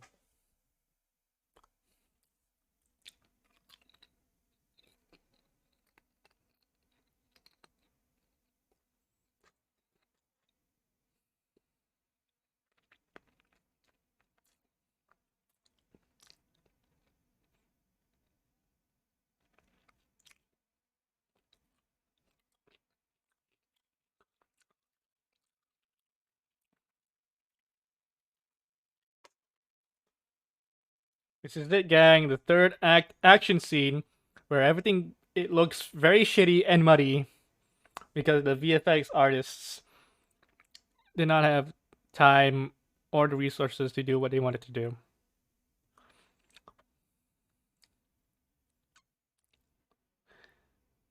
It's like there's no reason to make his suit CGI, right? They have a physical Killmonger suit. Am I not correct? They have a physical Black Panther suit. Still use CGI for that.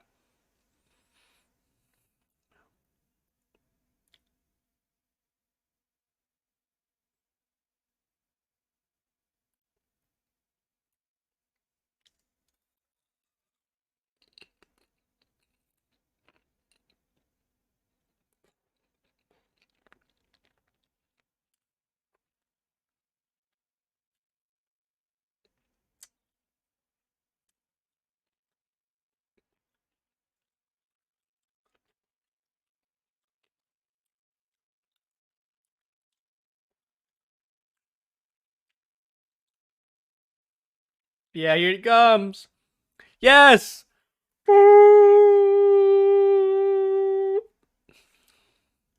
Rhino, Rhino, Rhino, Rhino. Ah, so beautifully ugly. Like an episode of Power Rangers, sorry. Can't stop referencing it.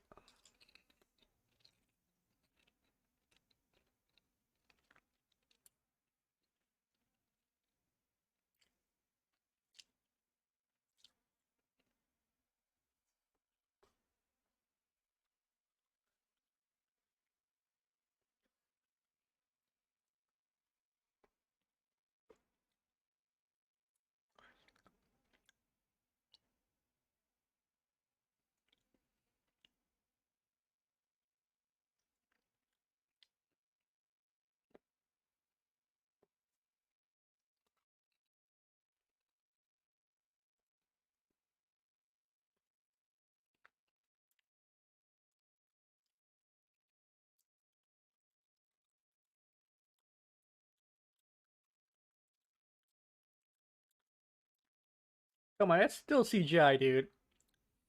Let him wear a practical suit. Oh, and like, sorry. Oh no, she died. That person that we all loved.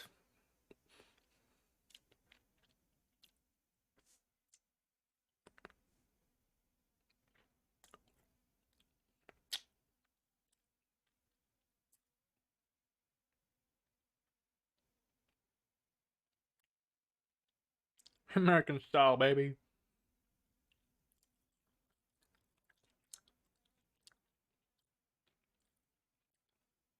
Those people are dead.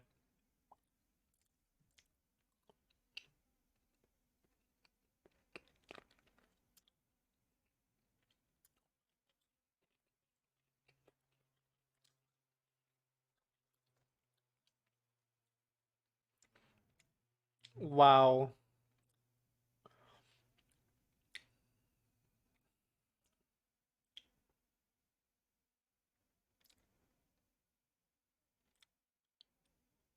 Ugh.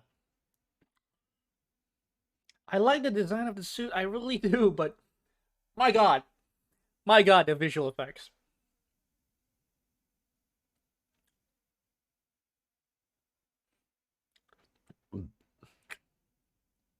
PS2. Okay, that's a little bit mean. PS3. Let's say PS3 graphics.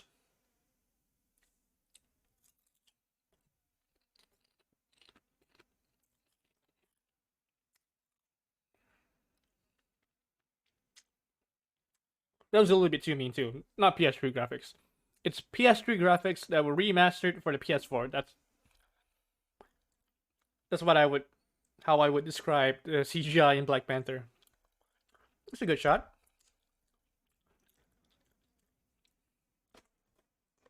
It's a shame that it had to be attached to an ugly CGI model of Black Panther. Yeah, if you didn't realize by now, this is the complaining about the CGI section.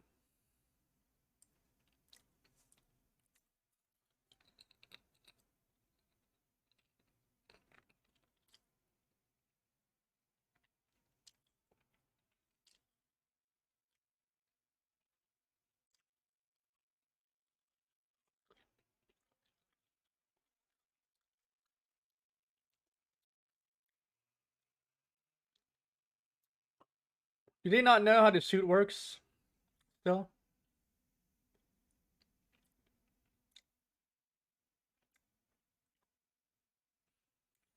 He is a bit overpowered, isn't he?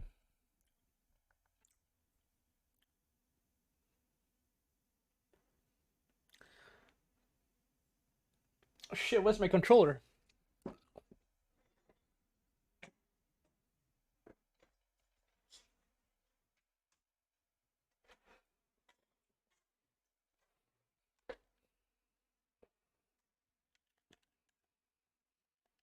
I'm playing a video game now.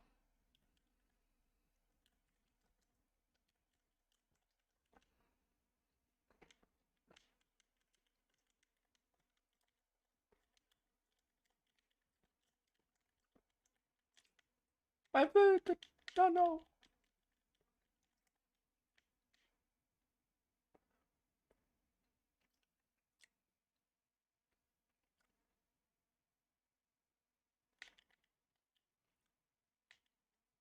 Okay, this is like cutscene time.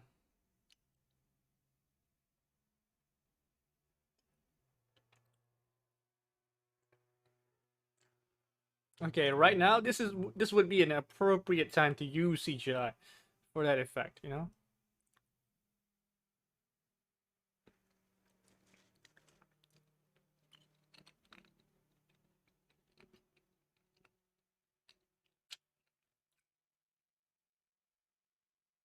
Hmm.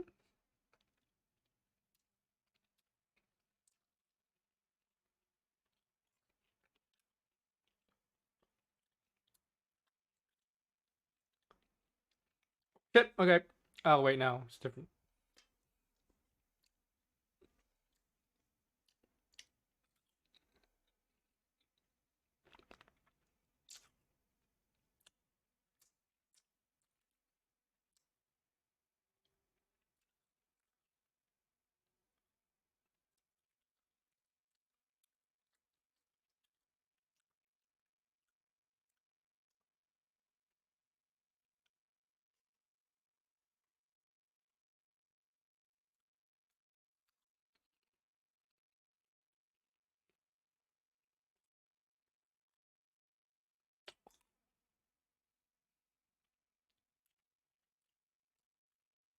Oh yeah, if I'm not mistaken, Trevor Noah voices the ship that he's riding.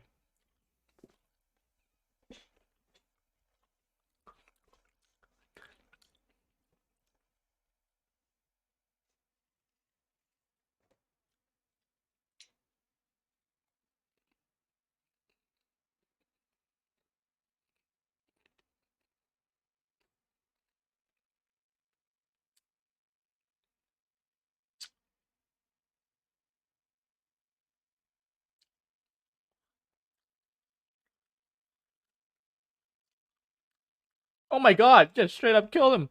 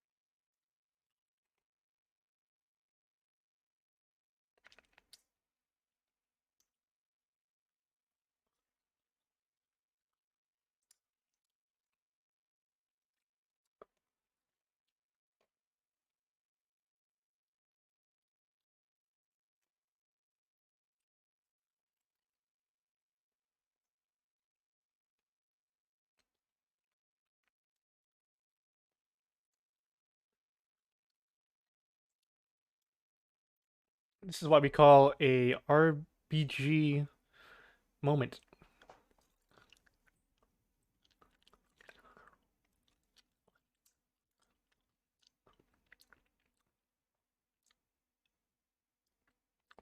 Well, let's go kill that motherfucker. I'm also like breaking the chips with my tongue instead of my teeth.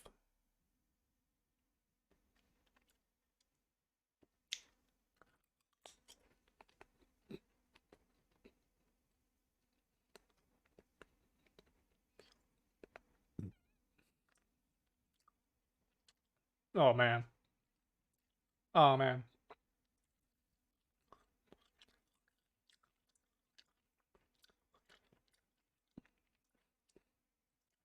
Like actors don't really watch their films all that often, but I gotta wonder, whenever they put Black Panther on, do they stick with these scenes?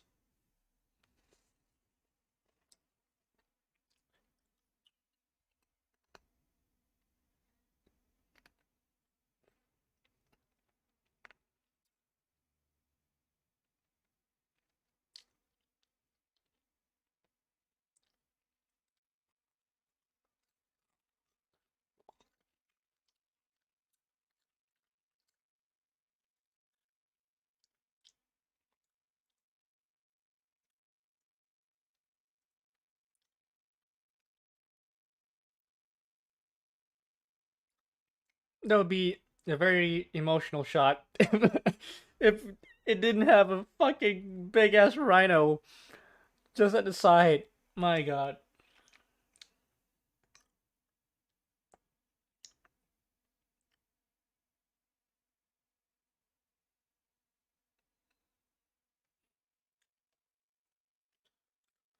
Oh, oh, whip, whip, whip. Whoop.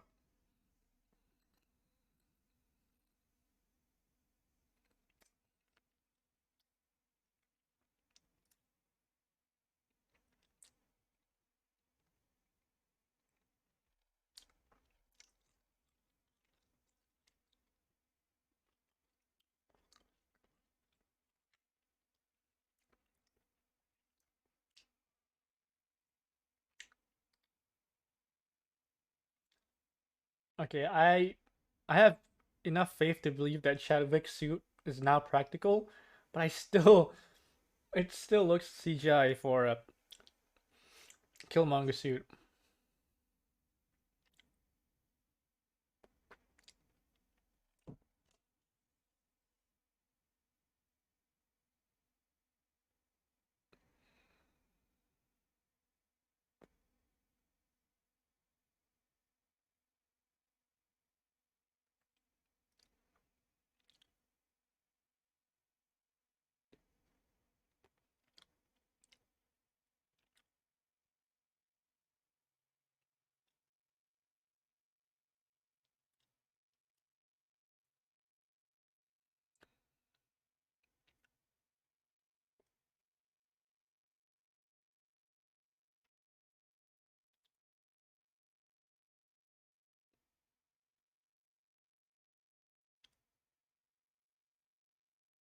It's a nice shot.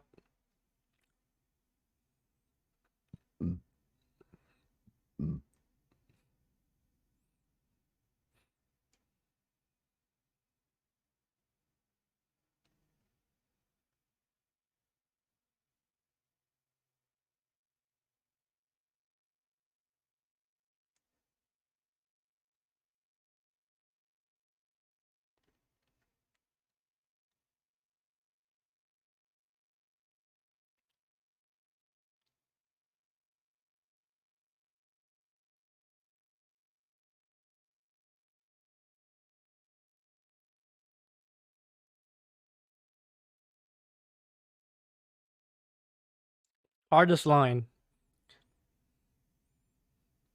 Hardest line in the film. Even people who think this line was out of place for whatever reason still think that it's a pretty badass line. They just wish it wasn't in their superhero films. Keep politics out of their superhero films. What a bunch of bullshit. And uh, I like that line. Very fitting final line for the villain.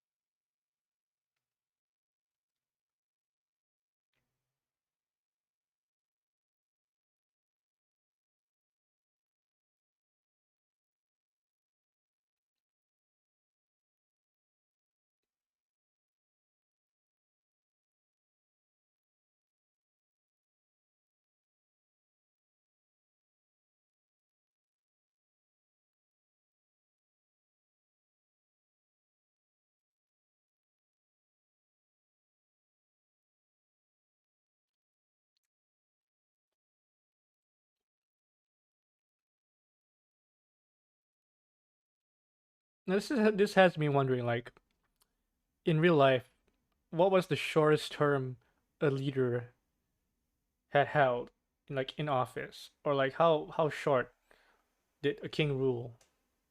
What was the shortest length a king ruled over a land for? Or a leader in general in real life. Okay, yeah, a good kiss, still a good kiss.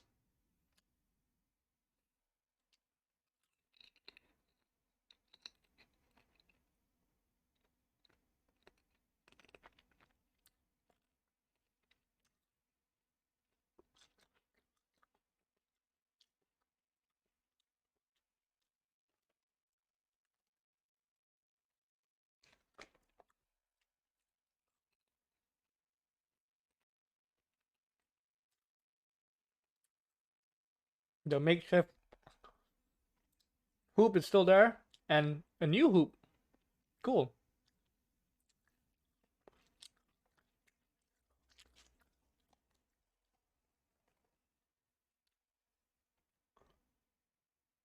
Well, relatively new hoop.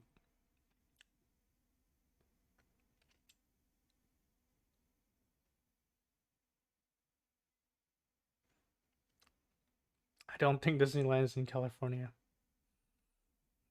Disneyland California, is that a thing? I only know about the Florida one.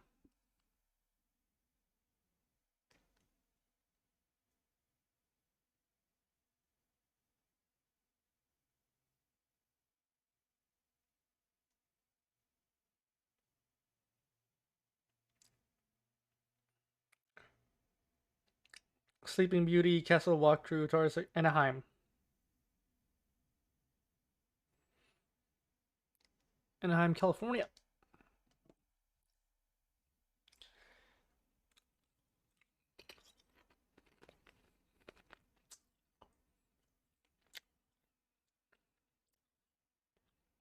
This is the start of them opening up a bit stuff. Also, what a fool I am to doubt Shuri's accuracy in like saying that they have Disneyland in California. This fucking movie is made by Disney. Why am I doubting it? Why did I even look it up?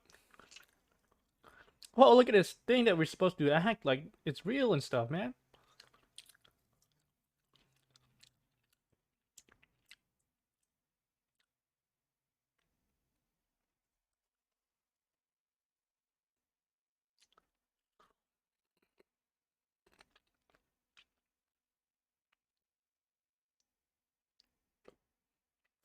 Say it. Oh.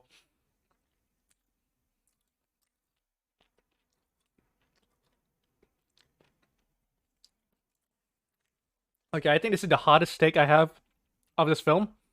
I don't really enjoy this song that much. It's okay. I like Kendrick's verse. It's nothing special. Like it's exactly this type of song that you would hear at the end of a Marvel movie.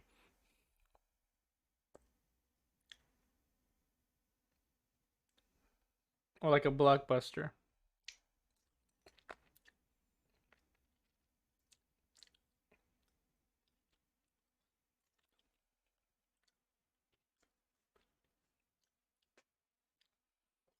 And I guess while I'm here, uh top 5 credit scene? Not post credit scene, credit scene. The credits look pretty good. Like it's simple. It still like fits in with the sand projections that they use.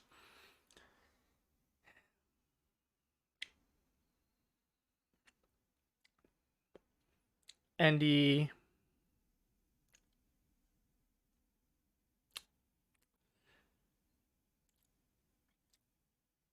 representations for the characters look pretty cool. The sand, it looks visually interesting, despite the very boring colors in the background.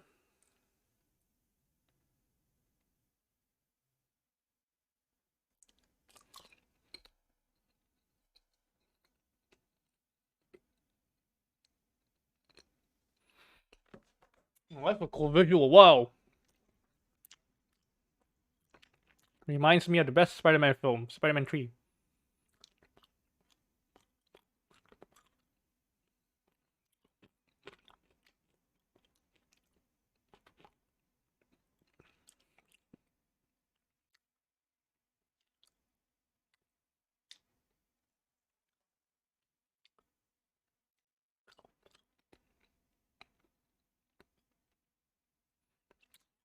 Very weird that this is a post-credit scene, but whatever.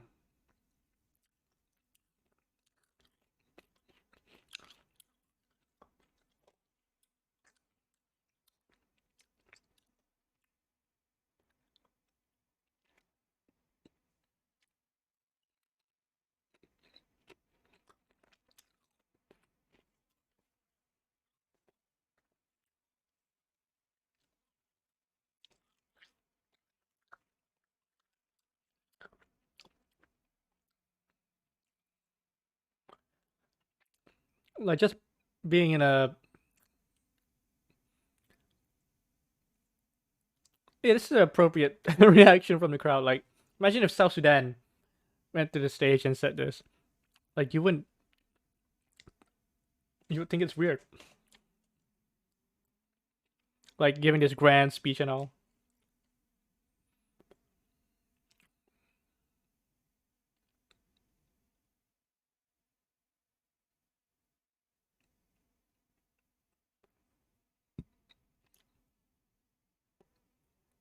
Yeah. One world order. New world order. One world government? Is that the I can't keep up with the conspiracy theories, man. Hey,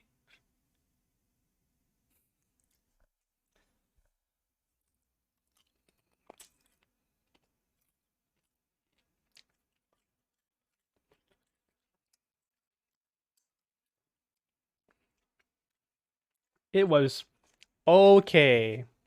Felt a little bit too long, but that's what you get when your pacing's a little bit fucky.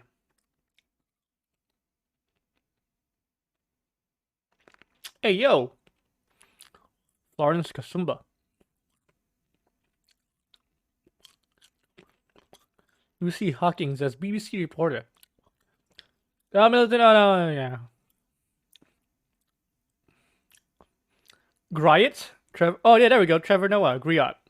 I guess the ship.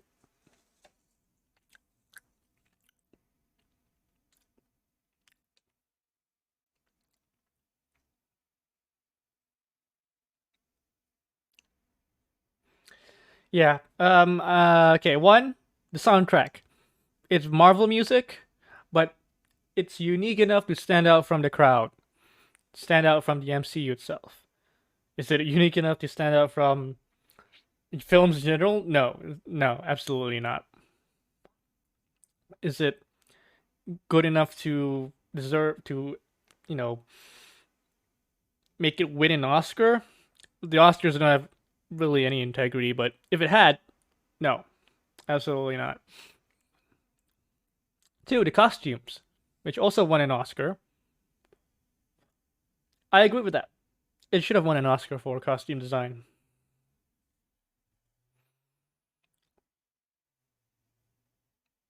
They look great, and there's so many of them. So many. And each one of them, you can see the love and care that is put into them, the thoughtfulness of it.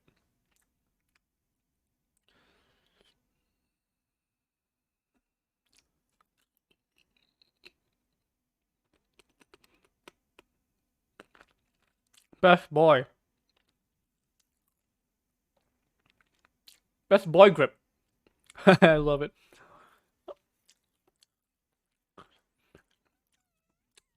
Doesn't matter like what movie I watch.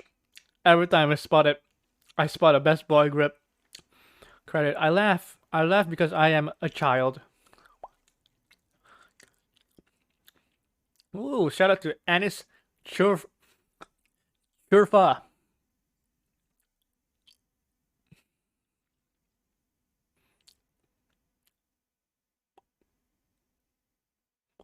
Yeah, now we're getting the real Marvel music section here.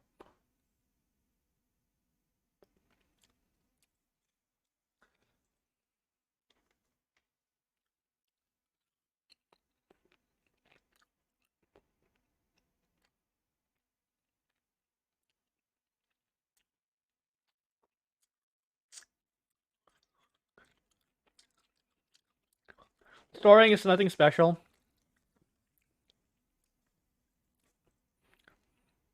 It has less of an impact because by the time you watch Black Panther, you already watched Civil War, and he was more entertaining and had more of an arc in Civil War. Basically, that film took the meat out of this film in terms of character arc.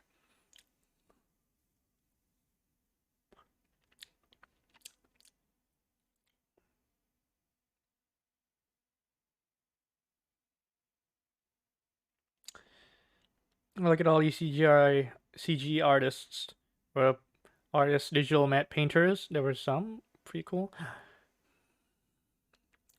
Godspeed. Thank you, CG artists, for going through what you do to make this 6 out of 10 film a reality. Like, you guys deserve raise and a healthy work-life balance. You really do. I hope Kevin Feige sees the criticism and takes it to heart and does something about it. I doubt it, but one can hope.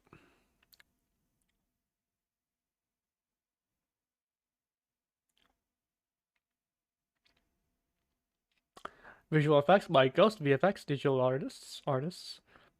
Visual effects by Cantina Creative. Visual effects by Lola.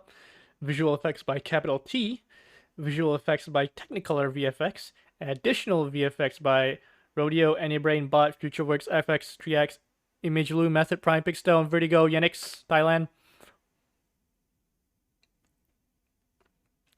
I love it right now. Yeah. Woo, yeah. This is the first time I'm hearing this in full without any distractions. Because obviously I didn't watch the credits when I first watched this. Additional ADR, Warner Brothers, Soho.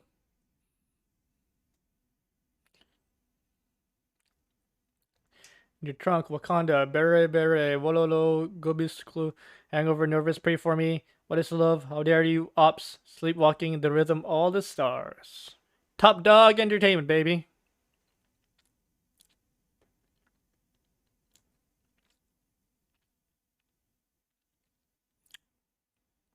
Mike B's Barber, special thanks.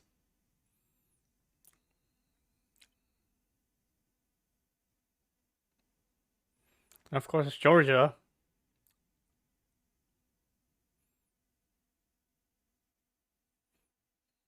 Especially format in IMAX. I am not watching this in IMAX. Regular. Just a regular cinematic ratio.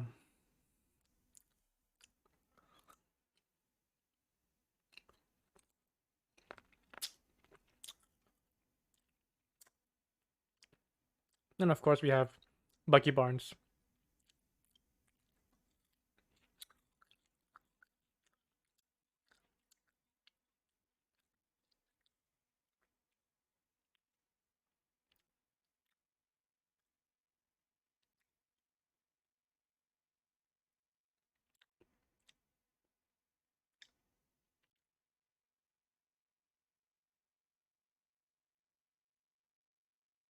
White Wolf is a very good nickname.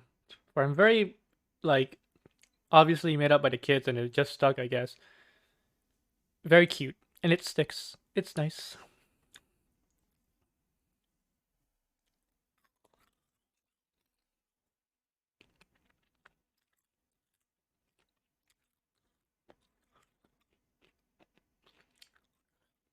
Black Panther will return in Avengers Infinity War.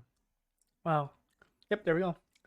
Yeah, overall, a good film that I give 6 out of 10.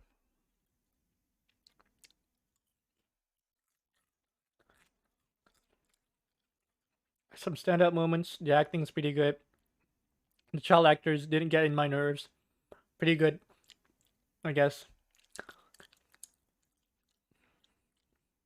Michael B. Jordan stand out in terms of acting, and the character of Killmonger is pretty good too.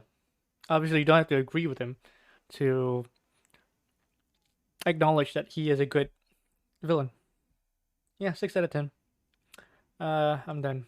Or wait, hold on. I should check out the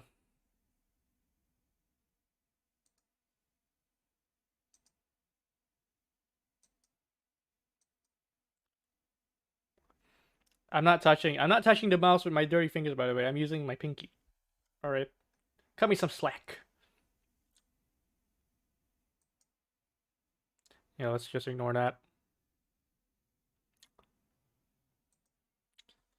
Ludwig Carnson, not Ludwig the streamer, okay? Oh yeah, the Mandalorian too. I really dig the Mandalorian one. The Book of Boba Fett, not so much. I don't really remember that.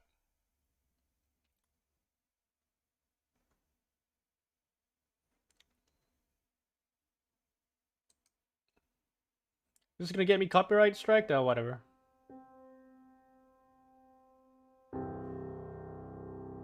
What made me want to write music for film was that I got a chance to write in any kind of style, type, and genre.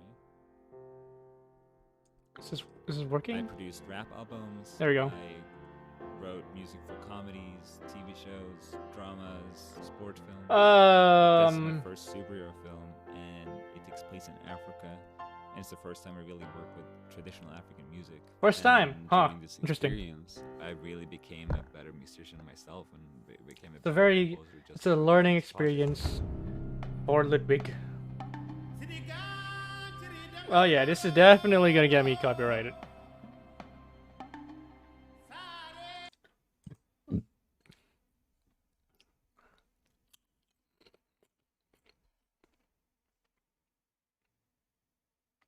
The script he wrote. I only watched like a few minutes of Creed, and I haven't watched Fruitvale Station yet. I really need to. Away, and I'm like, the only way I can write music that fits these colors and images and stories I'm reading is to go to Africa and to do research.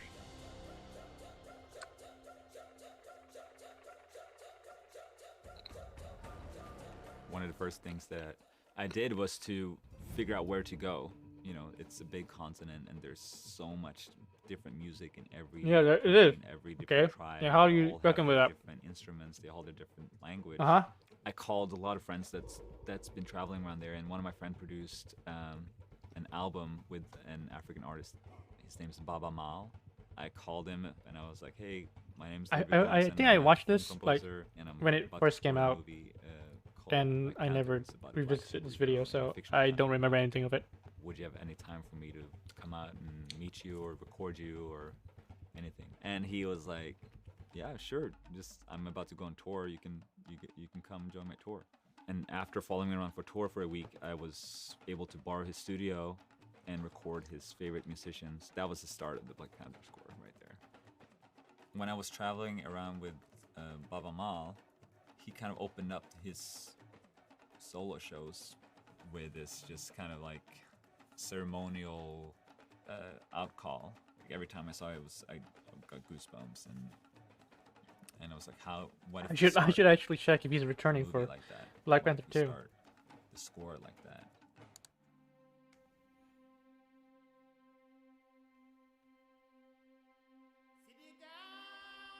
Baba Mal is from the Fulani tribe, and in this opening scene, you can hear him sing about an elephant that had just died. Elephant being the synonym for the king. And it's time for someone to take over, but you shouldn't be too fast. One of the instruments that that's pretty nice. Drawn to from the very beginning was the instrument called the talking drum. It's a drum you put under your shoulder and you squeeze it, and it had different pitches. So you can basically form words with the drum. The instrument is so loud. So I was just thinking, like, what if you have 6 players playing the same thing? It starts off like this. You don't really hear it from the beginning. Oh shit! You know and what? then another player Let's joins, stream the fucking another player EP. joins, and then dynamically it just grows and grows. It's out now. It goes into huge I think. ensemble. And And then I had solo on top of this.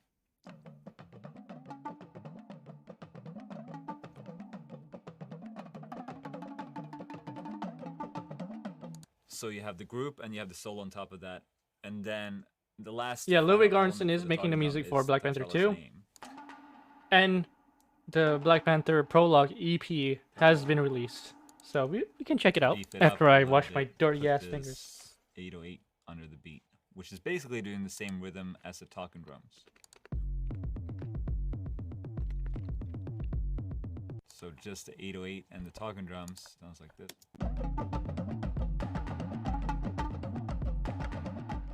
This is the basic beat for T'Challa's theme. So anytime it comes into the movies, you either hear the talking drum rhythm, the ensemble rhythm, or you hear the solo rhythm saying his name. After I created this beat, me and Ryan wanted to see how it would sound like if we added some horns on this to make it more royal. You know, this is still a demo. More months down the line, when we get closer to record this with real players, they need to see it on a piece of paper. So I sent my MIDI file to my orchestrator. He or she writes it down on score paper. It'll come out like this. So when I'm up on the podium and conduct the orchestra, Yeah, when people think of listen to this, what I just played Black guys, Panther's this is what I'm theme, T'Challa's theme, yeah, they will hear that, I think. But I do wonder if it's gonna be like the Black Panther theme.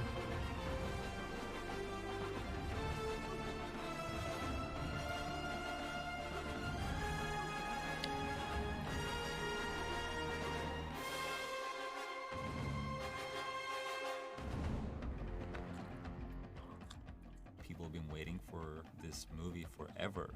This is culturally something that's never been done before. When I went to Bob Marley's concert, as soon as he started singing, it was just like Singing? waking up from a coma or something. And I was trying to recreate that moment with this piece of music. Music is from Africa, and I could never have done this score without going there and spending time with the griots, listening to their stories and their rhythms that they've been passing on from generation to generation. I just can't wait to go back because there's so much more to study and learn. Sour cream and onions is truly a double-edged sword. Let's look at the fucking comments. I have to say, as an African, I'm really proud of the effort that went into researching this. Like, it's so detailed. He definitely deserved the Oscar for this.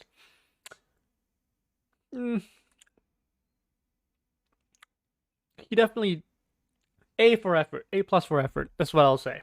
That's what I'll say. Period. That's it. Not gonna say anything else.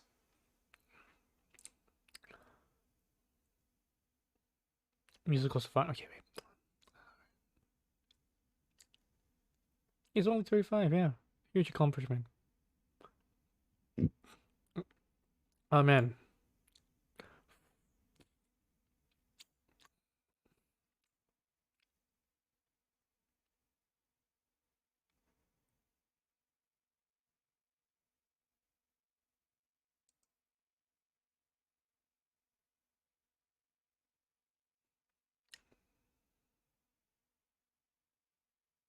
Yes. I wouldn't say Hans Zimmer level. I wouldn't say that. I mean, okay. Okay, hold on. He's made some good shit. He made some very good shit. But Hans Zimmer, no, I don't think even he would agree. He would just smack that down. Okay, hold on.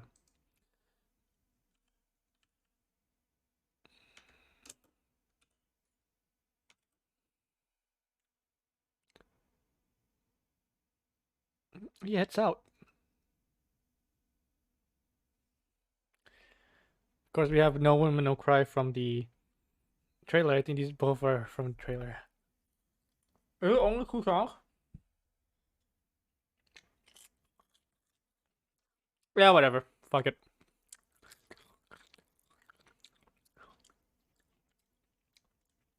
Hold on while I clean up.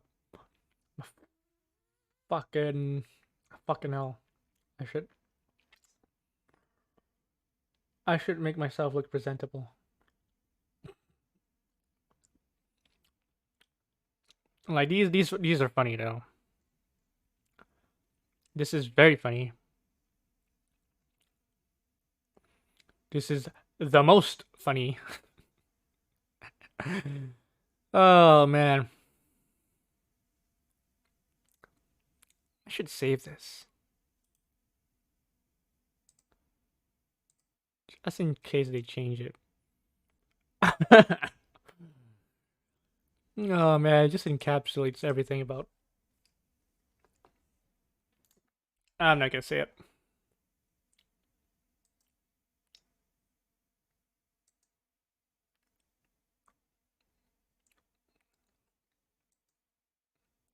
Yeah, just be a little quick break.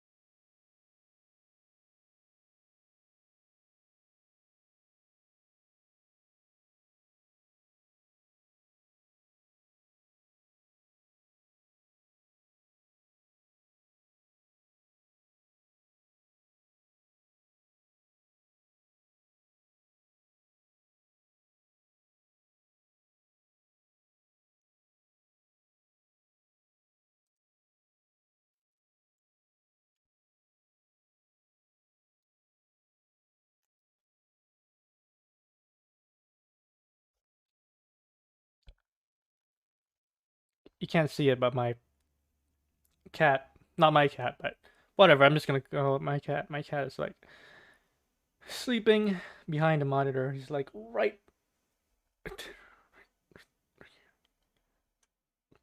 behind my keyboard. Yeah, sleeping well.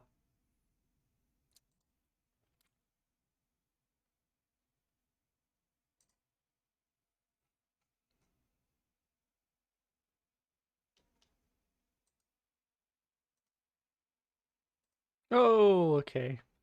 So there are three songs, I guess, from the playlist.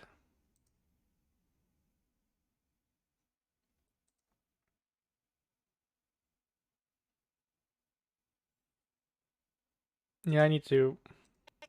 Sponge boy, me Bob.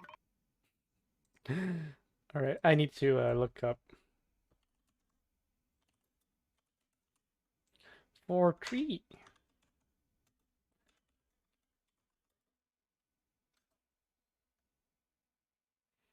Let's get it straight from the source.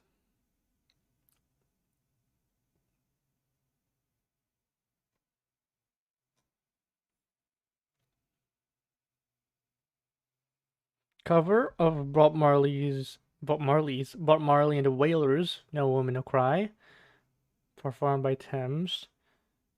Uh-huh. Body a Coffin and Soy.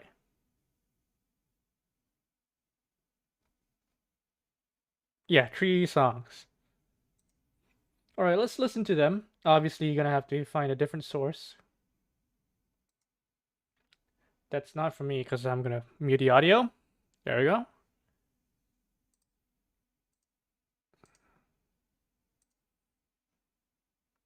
See what people think first.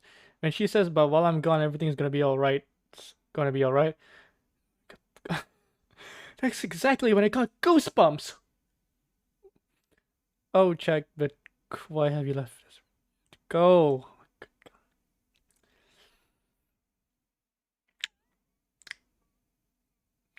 Santa Fe Clan? Soy? That's not the only thing that's soy. Let me just say. Right, enough.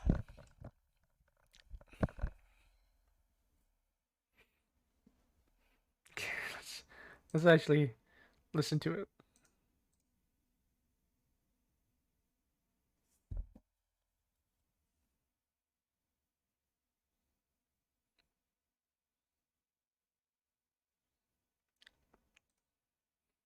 It's like the full song.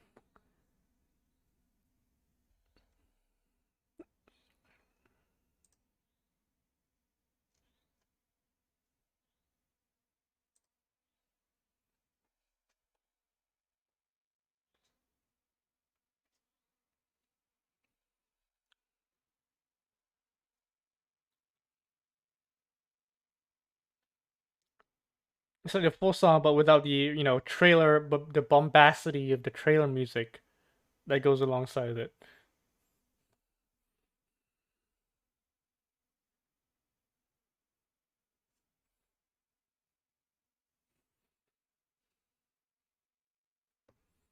Very good vocals.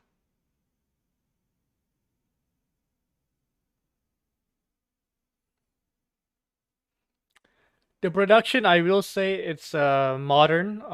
Obviously, it's been updated for a 2022 audience, general audience, I guess, which isn't necessarily bad. Just saying it definitely sounds modern. The production, okay, it's the production.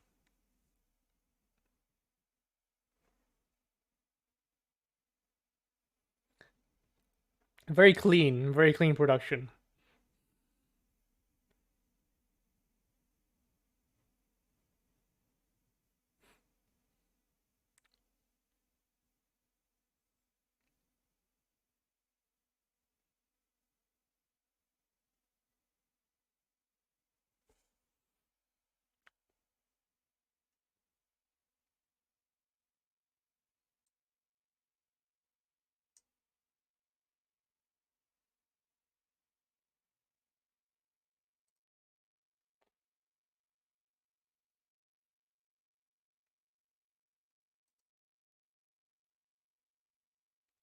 Everything's gonna be alright. That's very. Mm-hmm.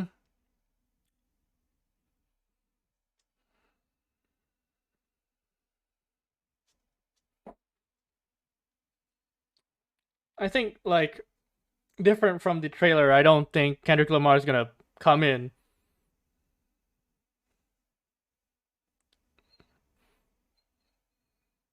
Yep. Okay. Pretty straightforward.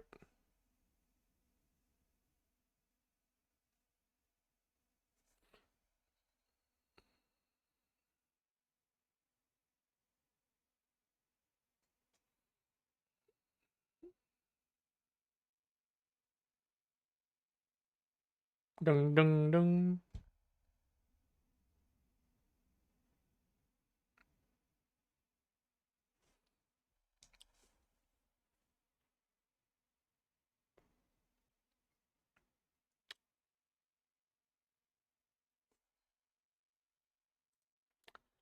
Alright, overall, yeah, it's No Woman No Cry with a dash of We Gonna Be Alright. Just a little bit of that with modern production.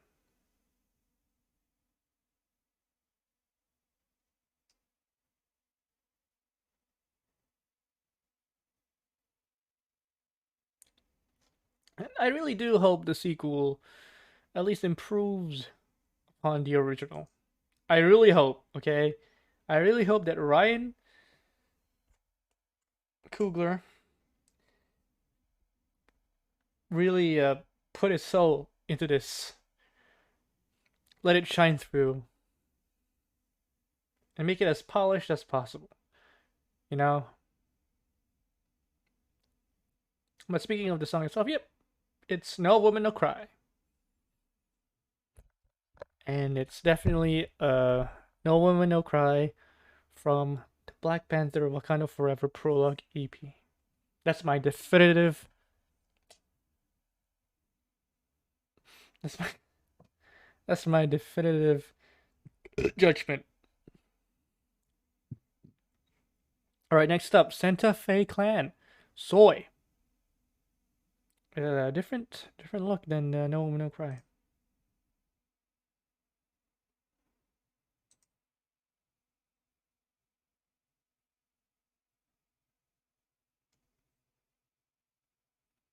And I do wonder if they're gonna like, incorporate these songs in the film.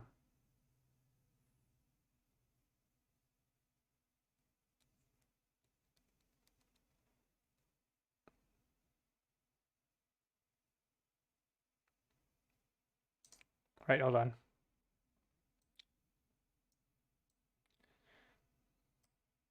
As some of you may assume, um, I don't speak Spanish or understand it, so.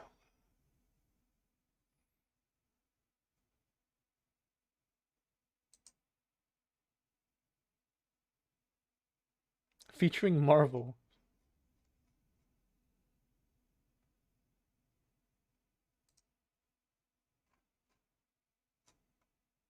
Yeah, there it is. Okay.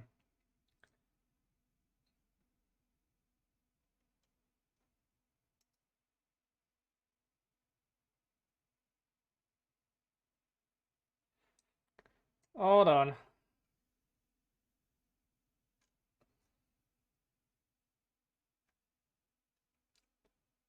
I think I have to do some Google translation here.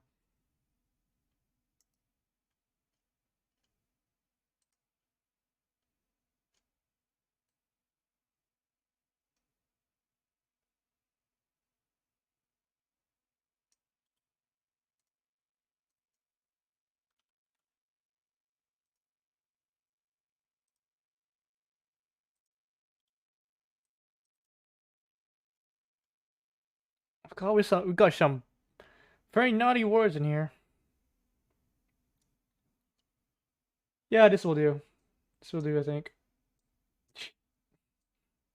This will be enough. This will be enough for me. Alright, where is it? There we go. From the beginning, please, from the top.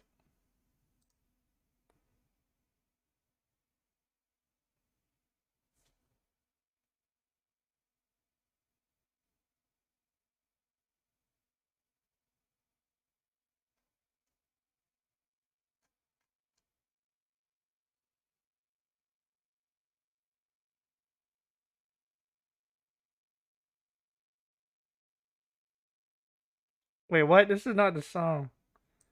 Did I get it wrong again?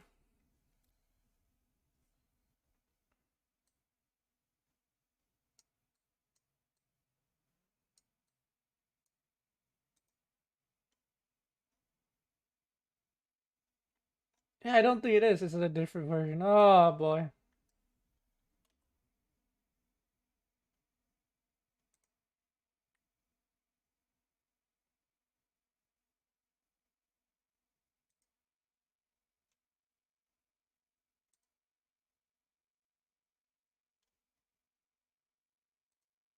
I like the flow, even if you don't understand it, I think you can pretty safely say this guy's flow is impeccable.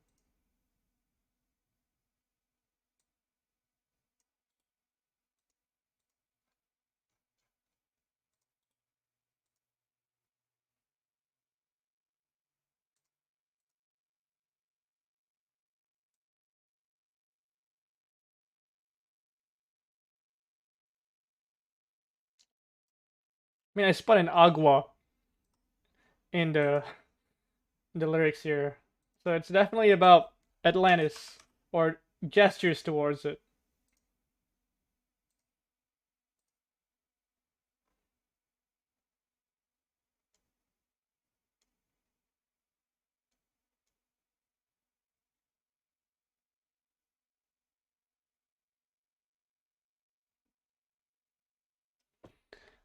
I am fire, I am wind, I am air, I am force, I am earth, I am earth. Dead, get out of your grave. That the sun burns us and the earth rumbles. Dead, get out of your grave. Get out of your grave. Very interesting. That the sun burns us and the earth rumbles. Neighborhood music. Santa Fe Clan. Long live Mexico.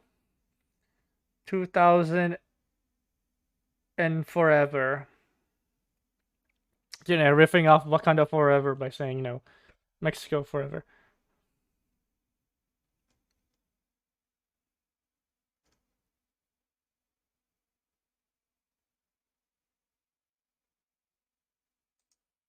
Yeah, it definitely stands on its own as a standard.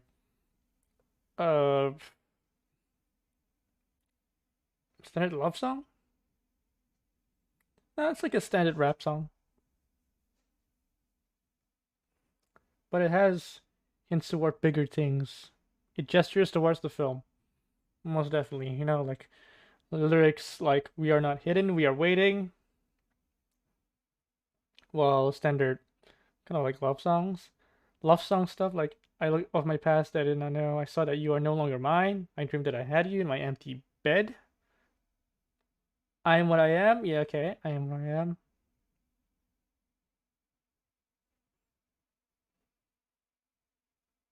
Yeah, like, again, I feel real sorry, Ma, for being a criminal. I do not want jail nor hospital. Time changes, nothing is the same anymore.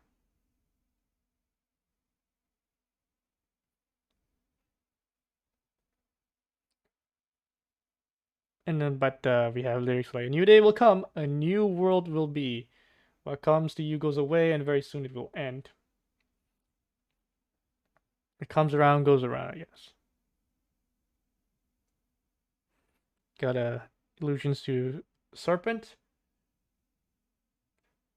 Sun burns us, and the earth rumbles. Yeah, definitely talking about the Atlanteans. Yeah, basically they're a force to be reckoned with. Or having that Santa Fe clan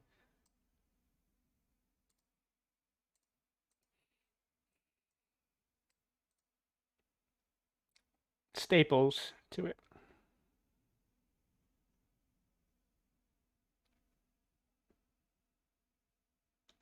Yeah, one day I'll learn Spanish. One day. Flow is very good. I don't know about the wordplay because I'm looking at the translation, but it rhymes. They be rhyming, and it stands on its own. But Also a good song for the Atlanteans to hype them up.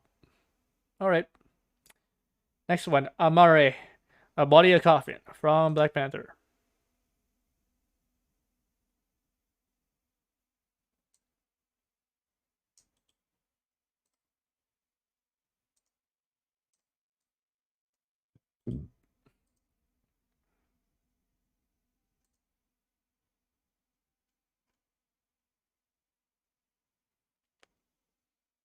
This is definitely very similar to All the Stars, but more vibrant and energetic.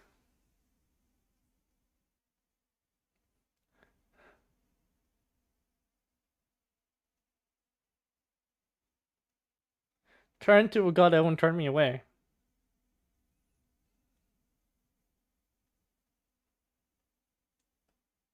One time, one time.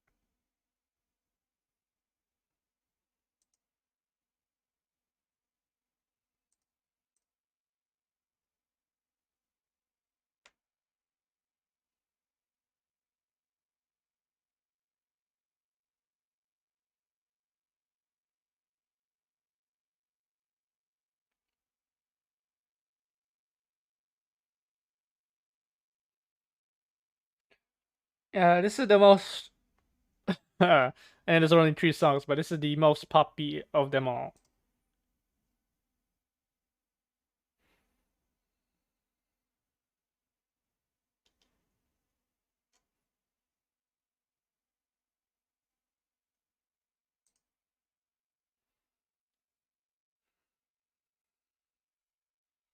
It also reminds me of One Dance for whatever reason. But yeah, standard pop song, it's alright.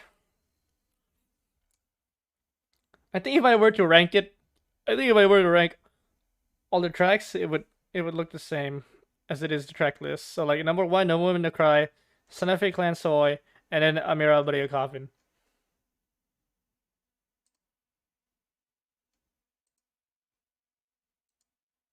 It's a little bit spooky, a little bit quirky, but overall it's okay. It's just not interesting. There's subtle allusions to God, faith, but not enough to justify its existence in the world of Black Panther. Again, it remains to be seen fully.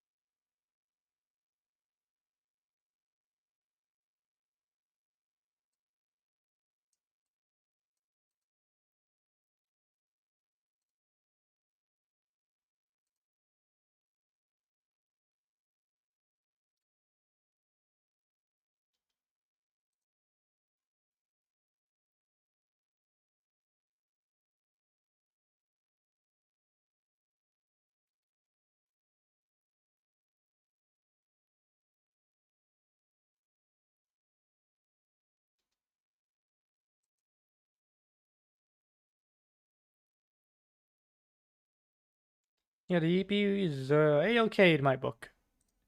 A-okay. Yeah, that's it. I don't want to stream anymore.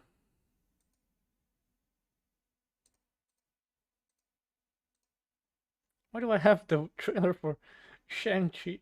Sorry, Shang-Chi up?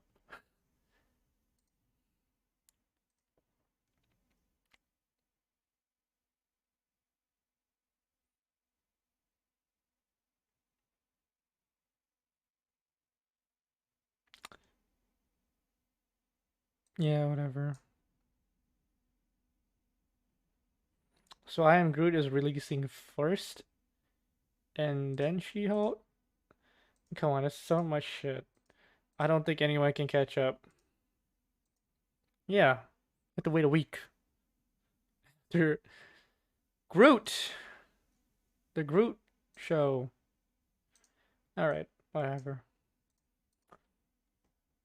Let's end this stream.